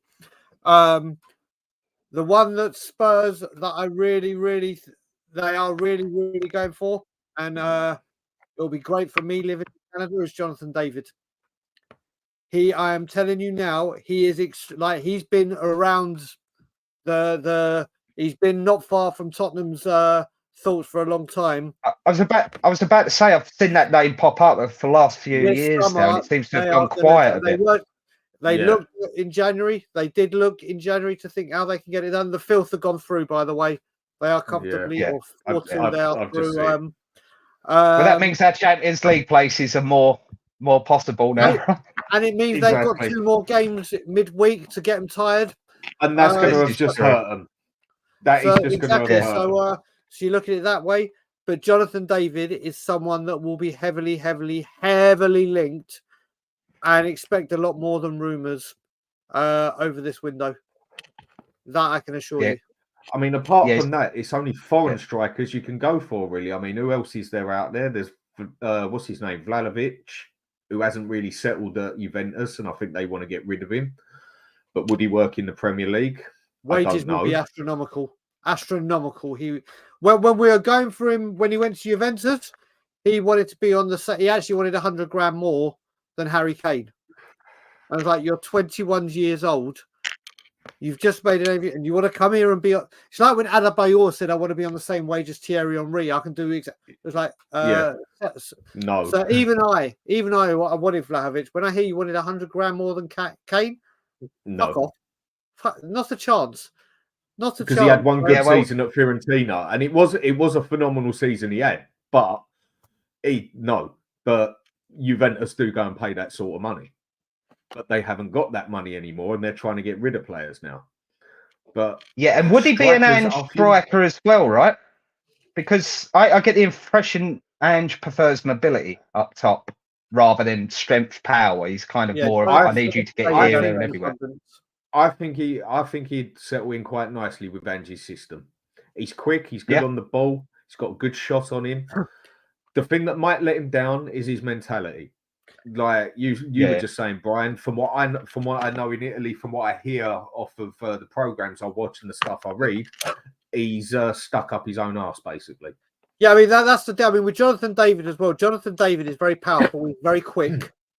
Can play across the line, but central is his strongest position. The only thing that's with him is, like Jermaine Defoe, when he get through, if you gave Jermaine Defoe the chance to shoot on instinct, 9 times out of 10 it's a goal. But if you give him that, like Timo Werner against Palace, if you give him that time to think, sometimes he can get muddled up in his... like Son used to be. Son used to be the same. He's got all the attributes. He's got the power. He's got the pace. He's got the aerial ability. His movement is very good. He just obviously. I was surprised when I've just read that he's only 24 still, because he's a name that's been around for ages and ages. Yeah. When you first mentioned him, I thought, well, he's 26, 27. He's probably at his prime, but he's actually only 24. Yeah. And you are right to point out, Brian, as well, that he plays all across that front line, and that's probably a more likely signing under Ange, right? Because Ange has already said he likes someone that can do all three. So yeah, it's probably a good shout, actually. It does look like we're going for the younger players as well, doesn't it? So right, what I'm going to do to wrap this up is not go to the point to depress it all. I will leave that to another day. We all know the point we can bring in, but I'm not going to do it. Mate, I heard you mention that, and I was like, when I saw this, I was like, come on. Okay. All right, what, we're going to talk about Timo Werner's wages and the fact that he's the third highest player at the club? Or is that what we're going to talk about? No. Go on then. I was thinking we leave it on a positive note, but okay. Go on then. I'll let you. Hang on. I'll let you go first then, Brian. 6% up on the O.A.Ps. Go on, mate. Go for it. Mate, now we go to my happy place. Levy out is my happy place. So it is a positive. Listen, look, Dave, he's excited. Oh, mate, listen, people have got to understand, and I make sure I say this on many, many occasions, because Dan, you will know full well the grief people like myself and Stel get for being the way we are, talking the way we do, being frontline of the protest. When I was in the UK, every single protest I was there, outside the training ground, the window. We signed Kulusevski and Bentancur from the 16th of January to the 31st, from 6 a.m. to 6 p.m. Started off with 8 people, ended with a few hundred. I despise this man with a passion. With a passion. There's just nothing. And you look at it, and every time it looks like something's changing. I said he's the greatest con man of them all. Because when it looks like everything is good over here, and he's got you looking over here, there is something being worked on over here that's just going to throw all that good stuff away. Listen, the Kaiser Soze of football chairmans is basically what you said, isn't it? Yeah, but you look at it, and what I was trying to get at before I go into that is, I don't protest and despise this man just because of the lack of success on the football pitch.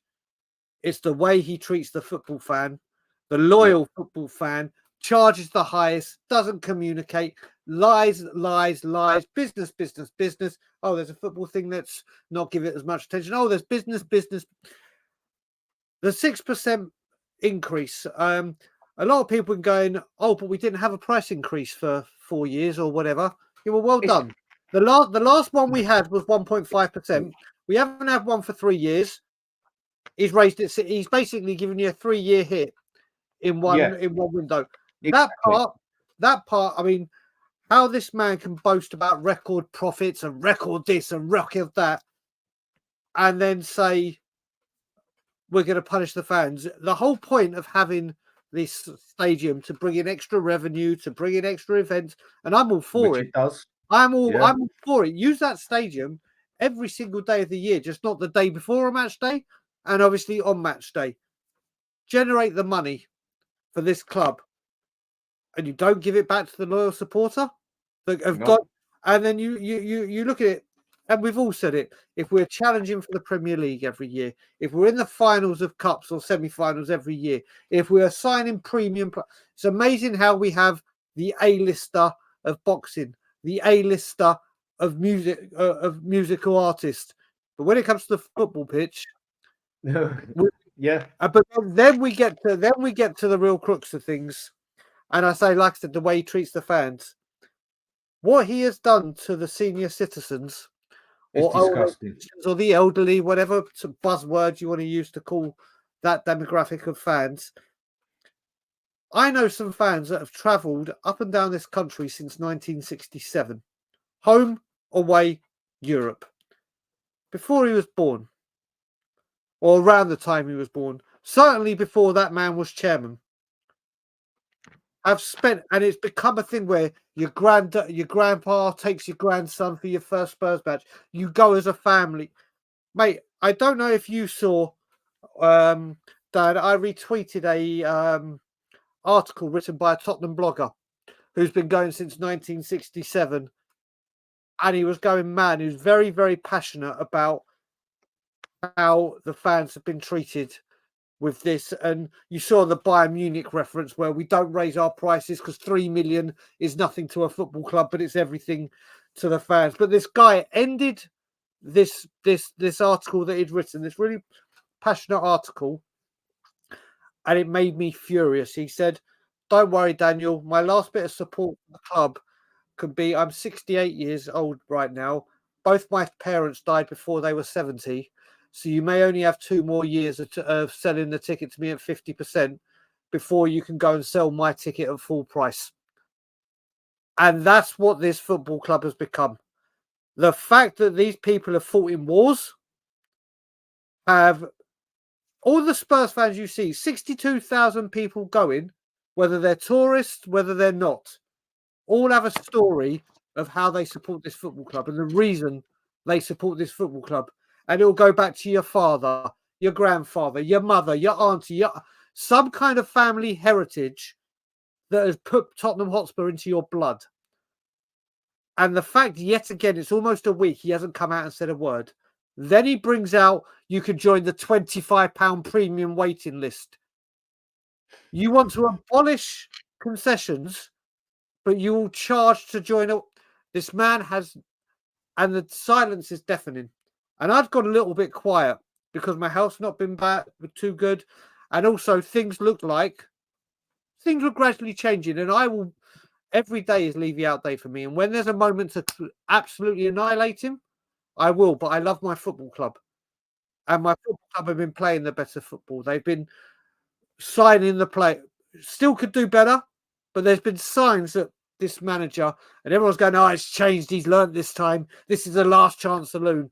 I think we're in the 10th last chance saloon. But if he does not revert these ticket prices and carries on this season the way he does, and this window where we're all saying this is the one where we've got the advantage that he'd been craving with Man City and Chelsea not being able to spend, it will all mean bullshit if he doesn't act on it. And the fact he's done this to the elderly is just disgraceful. It's disgraceful.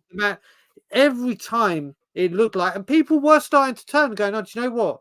He is actually doing the best for the club. This time he is doing things the right way. This time, bang! It's like playing Jenga, and someone's just knocked it all down again. Every time he starts building it up, rest assured that prick will knock it down." Yeah, I mean, that's a very passionate sort of response to that question. You won't get much more passionate, Dave. Yeah, and you know what? You won't get much disagreement with that either from me. I think it's an absolute disgrace. Come back at that. I think, let me separate my response on that to 2 things. One, the ticket price increase. That doesn't anger me as much. We've already got the highest ticket prices anyway. So if you're paying to go and watch Tottenham anyway, you're already happy. You're already happy to sit there and get absolutely mugged off by Daniel Levy and pay that anyway, right? So you can make that decision. That's your personal choice. And if he puts the prices up, it's because supply and demand allows for it. So that one, yes, it's obviously not nice, but you know what? I can't. It's just one of those things. He's put the prices up. You either pay it or you don't. But the one about the O.A.Ps is the one for me that it really goes to the core of, I mean, what you just said there, Brian. I can't top that because that's 100% correct. What you just said, and the passion behind it. And when you read into it as well, like, yes, I guess you could argue not every O.A.P is poor. They can, like, some of them are rich retirees, right? But that's not the point. The point is these fans are the longest in terms of their loyalty, and that's what you're sitting there taking the piss out of, Daniel. And I touched on this with my debate with Stel, and I'm glad you weren't on, Brian, because 2-on-1, I wouldn't have been able to do that. But one of the things I touched on with him on the personality part of things, it's very hard for me to word this without sounding like, like a bit of a bastard, but I genuinely think Daniel Levy has got a personality disorder. Now, we all know what those... It's called a sociopath, Dave. It's called a sociopath. Yeah, no, I mean, some people call... some people like autistic, ADHD and things like that. I don't want to put a label on it, but I genuinely believe, and the documentary for me really confirmed these suspicions when you actually got to see it. I really don't think he's great with talking to people. I think he's a great businessman, but I don't think he actually, the same way us three here are talking, we respect that there's a human being on the other end of this conversation, right? So I'm mindful not to say certain things that might upset certain people, right? I don't mind disagreeing with you and having a debate about you, but you're mindful as a human being not to say certain things because, you know, people are human beings, right? You kind of know where I'm going along the lines with that. Yeah. But I think Daniel Levy doesn't have that filter in him. And he'll sit there and do something where he sits there and goes, that's a good idea, but he doesn't appreciate the person at the other end of it, rather than he completely disregards them. But the thing with this, the argument they've got is that it's a bit like the country. We've got a growing, aging population, therefore pensions are. I mean, Daniel Levy is pretty much a politician, right? So it's a good analogy. But in this country, we've got an aging population, and it's a burden on the state, right? Now, it shouldn't be classed as a burden on the state. We should be thanking these people for contributing to the state for that amount of time, right? But politicians don't think that way. And I think that's the way that Levy acts in certain situations, which is why he's so bloody tone deaf with this. I've got absolutely no defense for him on it. It's absolutely scandalous what they're making these O.A.Ps do now. It's the very fundamental against football fans, isn't it? It's like, I don't care about you. Pay me more money, and that's all that matters. And that letter you read out there, Brian, I'm sure there's plenty more, and it probably even a worse position, don't have access to social media and put out their thoughts on it. So I don't know if there's anything to do. I mean, can we sit there and ask, and I know Stell's on this thing as well, asking like the supporters trust, can they be doing more from within their end, like to sit there and go to these, because they're ultimately the representatives. Surely they're sitting there telling Daniel Levy, you can't do that to the O.A.Ps. Putting the prices up, okay, we'll have that debate with you left, right, and centre, because that's purely just putting prices up because supply and demand allows for it. But the O.A.P concessions removal, really? You can't justify that. You know what it is with the trust. Right, look, hang on a sec, Brian. Hang on a sec. Just need to make a point there, something that said to me. Bertie Hotspur, Dan, please retract the statement because it isn't what it is. It's just Levy's greed. Exactly. It is what it is. He is greedy. If you want me to put it bluntly on here for you, mate, I'll call him up and have a beer with him and I'll say, see you next Tuesday. Is that better? So that is how I feel about him. It is what it is because he is a see you next Tuesday like that. It's disgusting what he has done. So don't think I'm making nothing right, mate. I'm not. Sorry, Brian, go on. No, what I was about to say with the trust that David just touched on. The thing is with the trust, David, I used to give the trust one hell of a bad time. Like I used to think you're useless, you're this. And you know what? I actually don't like the name Supporters Trust because I think it's misleading. When I identify what Supporters Trust means, it means you're there to fight for the supporter. That's what. But obviously, I'm thinking all the Levy stuff. What they do for people that can't get tickets, the elderly, the disabled, some of the greater things that beyond the football pitch and what goes on there, they do incredible work. But when it comes to this, since the Super League, listen, when my I will take credit for it. And when I say when I say I mean my Levy out ones, the ones that protested outside the club shop, the ones that are outside the training ground. The Supporters Trust over the last 2 Januaries have only piped up when we've piped up and started making a lot of noise on social media. You look at it. Oh, we've sent an email to Daniel. We've sent an email. When they sent an email out asking for those 4 questions to be answered, and we got the response, I knew from the very first sentence that it was going to be bullshit because the very first question the trust asks is, can you tell us the immediate and long-term future of the club? And Daniel Levy's first sentence was, in the last 16 years, Spurs have qualified for Europe 15 times. I was like, well, they asked about the present and the future. You've gone straight back into the past. When we have protested, when Newcastle were about to get taken over by the Saudi group that owns them now, we had a protest for Levy out. The trust came and protested next to us about the sale of Newcastle. Then they arranged the ticket price one that we did. They turned up for the first one. and the second one they didn't have the balls to turn up for. An illness. They've become a little bit of a laughing stock when it comes to action towards Levy. Not the other work, the incredible work they do. No one believes a word they say. There's been trouble within the camp saying things have been left out and they're doing things to the club have asked them. Now they've come up again. Oh, we're going to start doing this. Stop exploiting loyalty. We've opened a website. They need to act. Actions speak louder than words, and unfortunately, in this department, they're just words. To me, they're hot air. They brought the banners out. Stop exploiting loyalty at Villa. They'll start doing things, but there should be outrage right now. There should be absolute carnage from the trust going, how dare you? This is disgraceful. We demand it. Oh, what would happen if this happened at Liverpool? Liverpool, the fans walk out when they did the away tickets. Arrange a walkout. They walk out. Liverpool listen. Man United. We've got to a point now, not just with the trust, but also with a large group of these supporters where they just won't do anything. They won't. They literally go, oh, we've got this. And he knows it. He knows it. That's why he does it. Exactly. He knows. I'm sure he sits there with Donna Cullen, with then Joe Lewis and the other board members, and literally probably sits around and goes, do you know what? I can't believe we got away with this. I'm sure he has sat there and gone, how the hell do we pull this one off? Going back to my it's one of those things you laugh at because you just don't know how to react to it. It ain't funny. I mean, this fella, I don't quite know what to say here, if I'm going to be honest, because I already had my wife sit me down this morning and give me a lecture on what I should and shouldn't say on social media. So I can't really say what I want to say. Go on, Dave. I can't. Just going back to say it. It's not just a swear word, mate.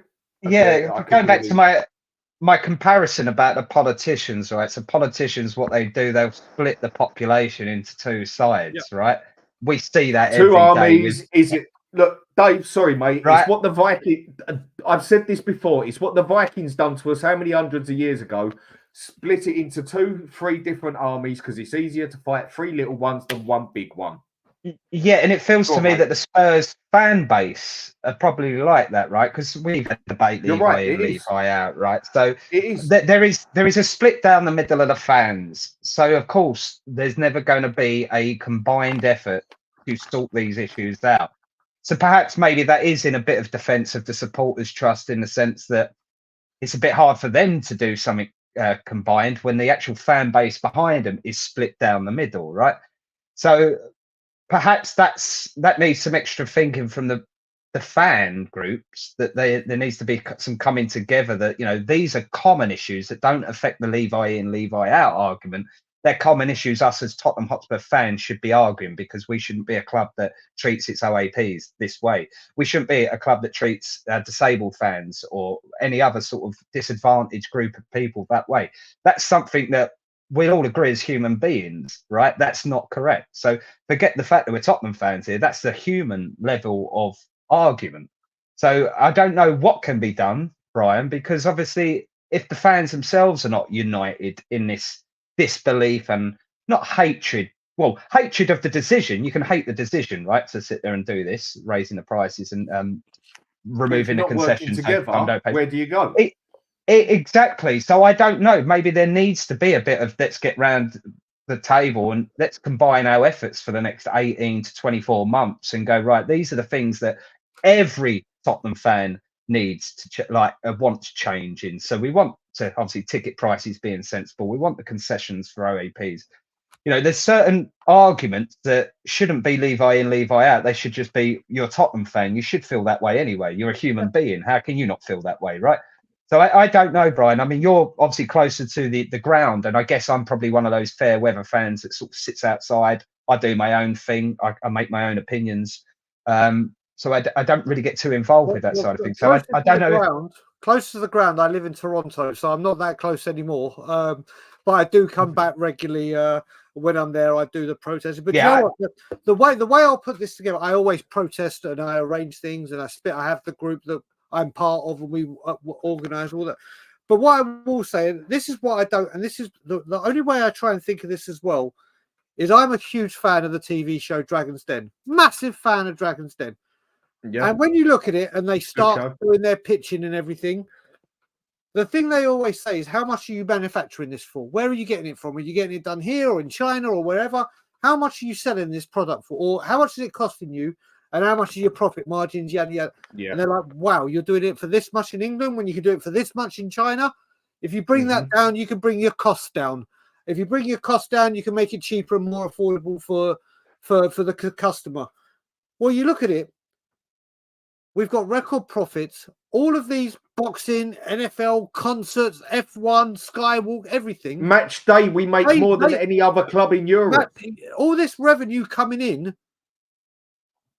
And you think, right, okay, we're bringing so much in. Surely there will be some benefit to being a season ticket holder or member or a Spurs fan that has shown loyalty for, whether it be you've just started, you've been going for 10 years, you've been going for 50 years. You'd think, right, there's so much money coming in. How can we say thank you to the fans for all your support, all this? So you have all this stuff coming in, still haven't got naming rights. But the way we're going to literally celebrate the fact that we have all these record profits and money coming in, we've got another season without a trophy. But what we're going to do is we're going to charge you an extra 60 quid a year more. And 60 quid, it works out £2 a game or whatever it is, which in the grand scheme is the principle of the matter. Yeah, but there's people that can't even, there's people skipping meals. Yes. Or back home. Brian.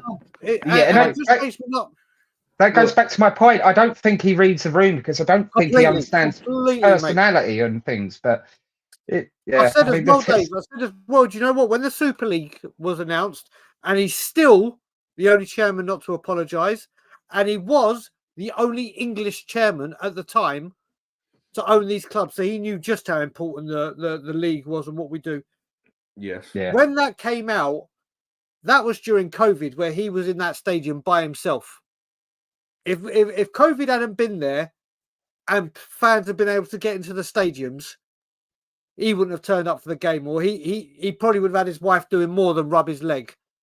Yeah, he on a power trip during COVID because no one was there to air any kind of abuse or spotlight on him. He just walked around like Lord of the Manor and knew he'd get away with everything. Yeah, the European Super League one, we never really debated this with Stel, but it's a hard one for me because I don't think that... Hang on a sec, Dave. Hang on a sec, mate. I just want to say my bit on this one as well, yeah? I mean, you two have pretty much hit the nail on there. There's not a lot more I can say about this. But I've already had a heated debate with someone about this when the tickets went up last time. The way I see it, as a club, we have the most income on a match day on its own in Europe.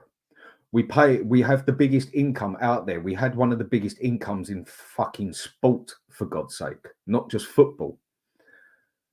The way this fella, it's the way I say it, has just shafted everyone. I'm surprised we don't all walk like John fucking Wayne. The fella, he's a disgrace to a human being. Businessman, you couldn't ask for better. Person, he's not even worthy of being called an animal. And to go put the prices up when we don't even need to put the prices up. The problem is, as well, is there's too many people who will quite happily sit there and say, fuck it, I can pay that. If he can't pay that, that's his fucking problem. And that is what you've got a lot of at Spurs. And I'm sure someone knows what I'm talking about. Back to you. Just knowing I need to go. My dinner is ready. My wife has cooked dinner. It's only Brian, thanks for coming on, mate. Mate, it's a pleasure, Dad. We'll do some more stuff together. Dave, honestly, I was meant to be there for the first one. Couldn't make it. It's a pleasure to stream with you and talk with you. Hopefully we'll get to do it again soon. Everyone in the chat, have a good evening, and I will leave as I leave every single stream. And as always, Levy out. Yeah. Good to meet you, Brian. Hopefully do it again sometime. Definitely, brother. Yeah, Dave, we'll come off in a sec. There you go. You have just met a very passionate man who does not like Daniel Levy. Yeah, well, I'm glad I didn't go think 2-on-1 on that, because I'd have been more like John Wayne. Yes, I did. I did warn that, didn't I? I did say just count yourself lucky it's only Stell coming on here. Yeah, same as I gave him a warning about you. You know what you're talking about. But to top this up, the man, I can't say the words for it because otherwise I get done for. No, and I feel personally mugged off as well, because you sit there and you do try and defend people and, you know, sit there and try and find the logic why they're doing things. Even if you don't agree with it, at least try and understand why they've done it. But you're absolutely right on this one. There is absolutely no benefit to the club that's a material enough to make a difference to the club's finances for this decision. Nope. It's literally, it's like, you know, when you're trying to dry that, you know, you've got a wet kitchen towel and you're trying to dry it. And like, it's been dry for ages and he's still wringing it, trying to get that extra little bit out. And I said this with Stell, our chairman should be trying to make every penny he possibly can. But there are ways and means to do that. And I don't think this one is correct, particularly when things are finally starting to look up on the football field. If I was his advisor, I'd stand next to him and say, look, last couple of years, you've put things in place that are improvements. Okay, the para-teachers of the world, for example, you know, that structure around the transfers now has been improved. So Daniel, just sit back, go and watch the game on a Saturday afternoon or whenever Sky have moved us to be played. Go and enjoy the football, watch it, and enjoy the profits coming in. Enjoy your highest director's money that you get paid. You know, go and enjoy all of that. Let everything else just run itself now. Yeah, okay? Go and get us a go-kart under the track, under the ground. I don't mind that if it brings in some extra money. But just leave everything like that to other people that have got that common sense. And I know we touched on the stadium name. I know I couldn't come back with the European Super League, but so I'll quickly do the European Super League one. Go on, mate. So I didn't get to debate that with Stell either. I think that one was a really rock and a hard place for Daniel, because what would you do if you was the chairman? You're not a top European club compared to, say, the Real Madrids of Barcelona's of the world. I'm not doing my club a disservice by saying that, right? I understand. Tottenham We're not. We are only up there, Dave, because of money and nothing exactly more. Right. So if we're not at that level, and you know that the clubs at that level are thinking about breaking away into this so-called Super League, and you've got a chance to be a part of it despite the lack of success, he's damned if he does and damned if he doesn't. Because if he doesn't join them and it goes ahead and we're left behind, everyone will be like, Levi, that is a bad move. We're not playing the top football now. But obviously he's done it and it didn't go ahead, so he's got the backlash to it, innit? So I kind of see that one. I absolutely hate it, by the way. I'm not behind this idea. I hate the European Super League idea. It's one of the reasons I hate the Champions League as well, like UEFA's monopoly on the game of football as a whole. It's just ruined. That's just my little point on the Super League. The other one we haven't had a debate about, and maybe I could just leave it with this and we can maybe debate it on another show, is the stadium naming rights. It continuously comes up. Every single podcast, this debate comes up, and I'm like, I see things differently about this now, and I've got a theory. I don't know if you want to come at me first. You want to go first? I think what he has done with the stadium name, if I've got this right, I can't take it off the man as a business move. It's fucking intelligent. Because I can't remember the right word for it, but how do you get yourself known? How do you get your name about? Right. You go in America and you get the deal that we got in America. Oh, where are we playing football? Right. Say a name of a stadium, whatever. Where's that? London. Okay. That's that.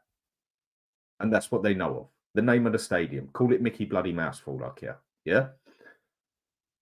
But he's kept it at Tottenham Hotspur.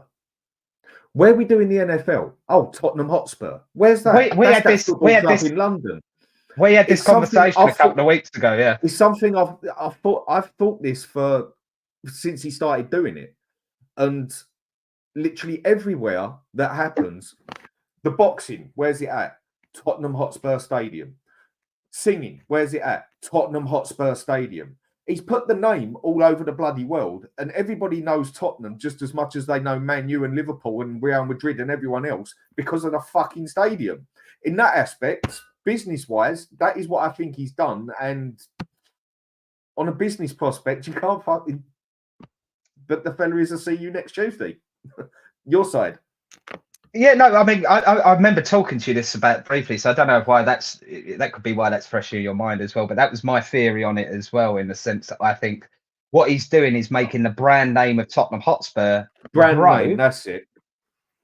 So when we do get that NFL team, all the American marketing teams, that team's playing at Tottenham Hotspur Stadium. What's Tottenham Hotspur? Oh, it's this great football club over in England, right? I think that's his long-term aim, is to build the Tottenham Hotspur brand name and then sell it in America as part of the NFL package. So that's why and hope someone like Amazon come in or Nike or whatever. That's exactly. But at the end of the day, he would have had ample time to get, I don't know whether it's Google, even Tesla or anything like that. He would have had time to get a company willing to put their name on a stadium. I think he's personally chose not to do that because he thinks longer term he'll make more money off the Tottenham Hotspur name as part of the NFL package. That's my kind of short theory on it, which is pretty much what you just said, right? He's just that's correcting my pronunciation on. So it's Levy, not Levi, right? That's what he's saying on there. Who cares? At least we can fit that into At least we can fit that into the Don McLean American Pie song. Yeah, my Chevy on a Levy. Yeah, don't mind Dan. He's just mucking about. He goes on the shows and all. No, but do you know what it is? It's the same as a doji. You get it in your head and you say it, and you might be wrong. Yeah, I make the same mistake with a doggy and a doji. Right, I'm going to wrap this up, Dave, because no worries. I'm tired. And great show, brilliant for Brian coming on. Thanks, excellent for you coming on, Dave. Again, you will definitely be coming on here again. And really enjoyed doing the show.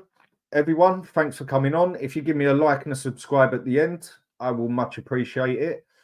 I'll be doing a lot more work on here as I've now got the time to do it and get things rolling. And me and Dave are going to start doing some regular shows, and we will get regular times for it and keep going on from there. So everybody, have a good night. Take care. And once again, Dave, Brian, if you're listening, thanks a lot. And come on, you Spurs.